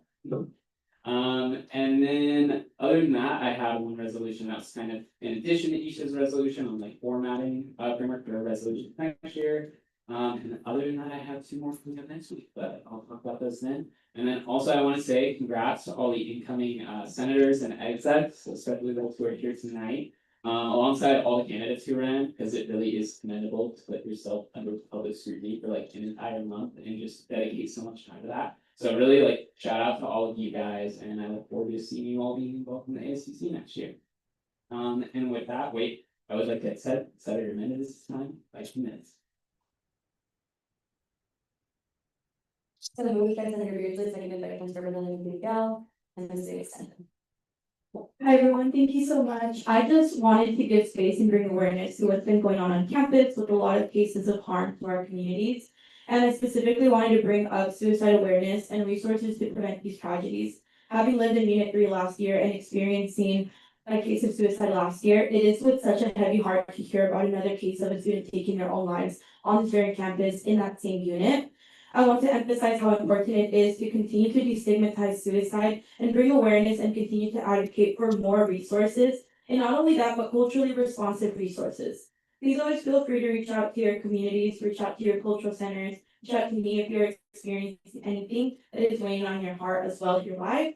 As someone who has experienced online harassment and hate, I understand how heavy social media can weigh on one's personal life, and that is also why I urge everyone to encourage their own communities to be kind and to spread love rather than hate. On the same topic, our office hosted the first ever ACC Mental Health Lobbying Day, where I was able to partner with Mesa Verde, a grassroots lobbying firm, alongside the Mental Health Commission to advocate for legislation like AB 1669, which is mental health related excused absences for UC, CSU, CCs, private and post-secondary institutions, AB 1676, which expands assisted outpatient treatment to allow court-ordered involuntary medication for certain cases, AB 2551, which focuses on expanding behavioral health care coverage through insurance systems specifically for suicide prevention services, AB 2559 for increased mental health support for incarcerated individuals, and SB 1181, which protects children's mental health regarding AI digital technology impacts through a pilot program in the Central Valley. We were able to meet with a number of representatives, a lot of senators and assembly members. So I really wanted to share how important it is for students to lobby. A lot of these offices share the impact that students have when it comes to supporting certain legislation. So I'm extremely grateful for the Mental Health Commission, my mental health exec, CJ and Miranda, as well as Brown Issues who connected me to Ms. Adebe. Our office also held an extremely packed town hall with Javier Becerra. We had over 160 RSVPs and over 100 attendees, with people waiting outside in line the whole duration of the event. I wanted to shout out my APL exec, Lally, whom this event wouldn't have been possible without. And also just wanted to share a little bit of what this event meant to me in our office. Hosting Javier Becerra on our campus was such an important moment. Being a first-generation Latina and leading one of the Latina community endorsed offices, it was incredibly special to invite a Latino leader who served as the Secretary of Health and Human Services and was previously Attorney General. This moment affirms that Latinos were always meant to be in these spaces and that we deserve to be represented in these roles. It is so important to show unity across our communities, and having over 100 RSVPs shows just how important and impactful this event is, and how much we need to showcase and highlight our Latina leaders on this campus and outside of that.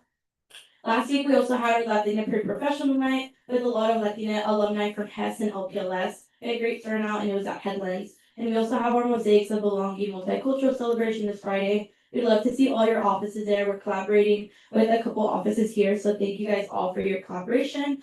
And please come and partake in multicultural solidarity this Friday at Alumni House from 7 to 10 p.m. Thank you.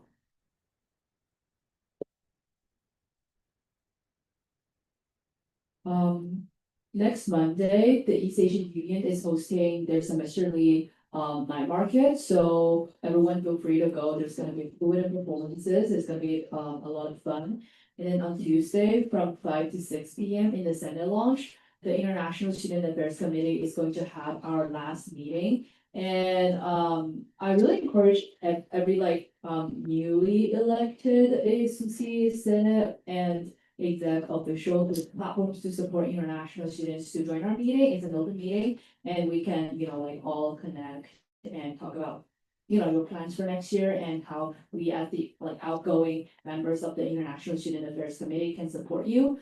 And then on Thursday, my office is hosting an online pre-law panel from 12 to 1 p.m. So there's going to be social media posts about that. Feel free to sign up and share it with your communities. And then from, I believe, 5 to 6:30 in the Senate chamber, we're going to have an East Asian social justice speaker panel in the Senate chamber. So yeah, you guys are all welcome to all of the events. Thank you. Hi everyone, hope you're all doing well. I just wanted to congratulate everyone that is now a newly elected official. I remember how I was about saying this during a campaign, so I really congratulate and applaud all of you who ran. Some updates from my office. Today I had the Chancellor Advisory Committee on Jewish Student Life meeting with the Chancellor's Cabinet along with the entire 40-person committee, which was really great. It was 2 hours long, so I've been in a lot of long meetings this week. And then, yeah, so that, and then we also had a guest speaker yesterday, Holocaust survivors, Suzanne, do it. She was actually a Berkeley grad, which was really cute to see. She's 91 and lives in like the hills, so that was really cute. As well. And then another thing my office is working on is like a digital networking platform that bridges like Cal alumni, like Cal Jewish alumni to our current students and also like incoming freshmen. So we're like coding that, like working on that, and it's really cool. Then I have a resolution up next for to be on the side agenda next week.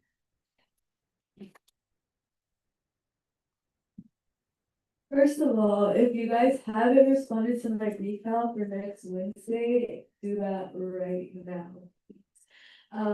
But if you know, you know. But we introduced 3 bills this week. Hopefully those will be passed. One of them is advocating for standard grievance and academic policy for particularly for students whose loved ones have been suddenly deported. The other one is institutionalizing El Mercadito, so continuing its legacy. And the last one is just commitment against ASUC spending on corporations tied to federal immigration enforcement. More discussions that need to be held on that. And then we had a Panda Express, a little gems fundraiser, where all proceeds will go to the Share Foundation that helps Central American women undergoing breast cancer. We also have the collaboration that Margaret mentioned earlier. We also have a Family Feud collaboration with LBSA, which I'm super excited for. And then we have Latina Lobby Day this weekend, which I'm also excited for. Just to be back in Sacramento, it's like my second home, but yeah. And then lastly, El Mercadito, we just had it this Sunday after college. So it was so great, it was super fun. We ended up raising $713.62, which is really great, and will all go towards the CLSC graduation.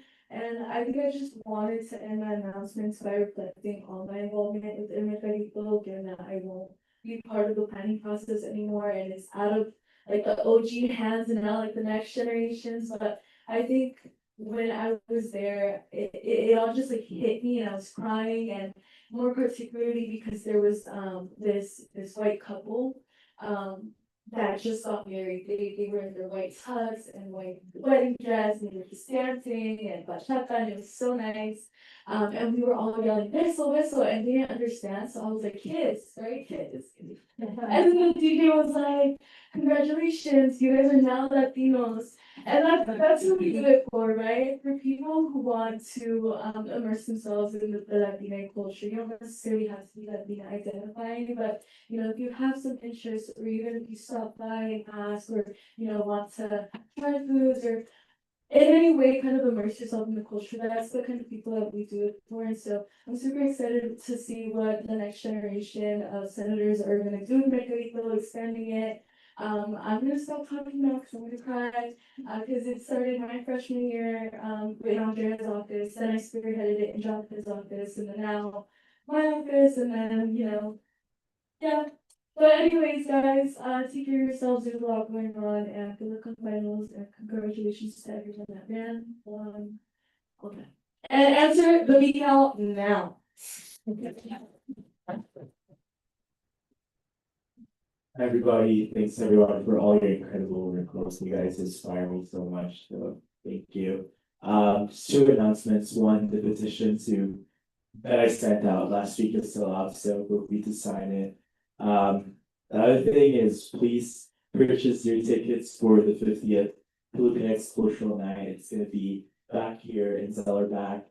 It's one of the longest running cultural shows on campus. So yeah, I would love to see you all there. Speaking of elections, yeah, congrats to everyone that participated. Yeah, primary is this June, so encourage your staff members and everybody to vote for the gubernatorial and congressional race. Yeah, thank you. Hi guys, before we all leave, I just wanted to raise awareness on Denim Day. I know I've been talking about this for this whole month. So yeah, my office will be hosting a Denim Day 5K May 1st. So again, this is like the last call if your office is interested in participating. I'll just talk about what Denim Day is. Since 1999, Peaceful Friends has led Denim Day, one of the longest running sexual violence prevention and education campaigns in history. What began as a response to a devastating rule by the Italian Supreme Court, which was overturned a rape victim conviction based on harmful assumptions about the victim's clothing. It sparked a global movement. It's solidarity with women in the Italian parliament, women working, so the protest reclaiming the narrative and standing with survivors. Today, Denim Day is recognized as the last Wednesday of April during Sexual Assault Awareness Month, so be sure to wear denim next Wednesday, reminding us that clothing is never consent and that we all have a role in challenging victim blaming and harmful myths. For Denim Day, 5K is more than just a run, it's a way to stand together, raise awareness, and show support for victims and survivors. Whether you run, walk, or cheer from silence, your presence is part of a larger movement rooted in education and change. Additionally, I also want to take a moment to express how grateful I am for everyone who has supported our work with the Share Foundation throughout this entire semester. So shout out Nikki and everyone else who has been supporting our cause. For your time, energy, and commitment to advocating for the women in El Salvador and Honduras is building a more compassionate campus. It has not been unnoticed. This is a reflection of all of you guys. So let's make a statement together and also be sure to wear denim next week. That's all for me. Thank you guys. Thank you all so much. With that, we'll go ahead and wrap up for today. So we need to do our final roll call of the evening. See my computer question.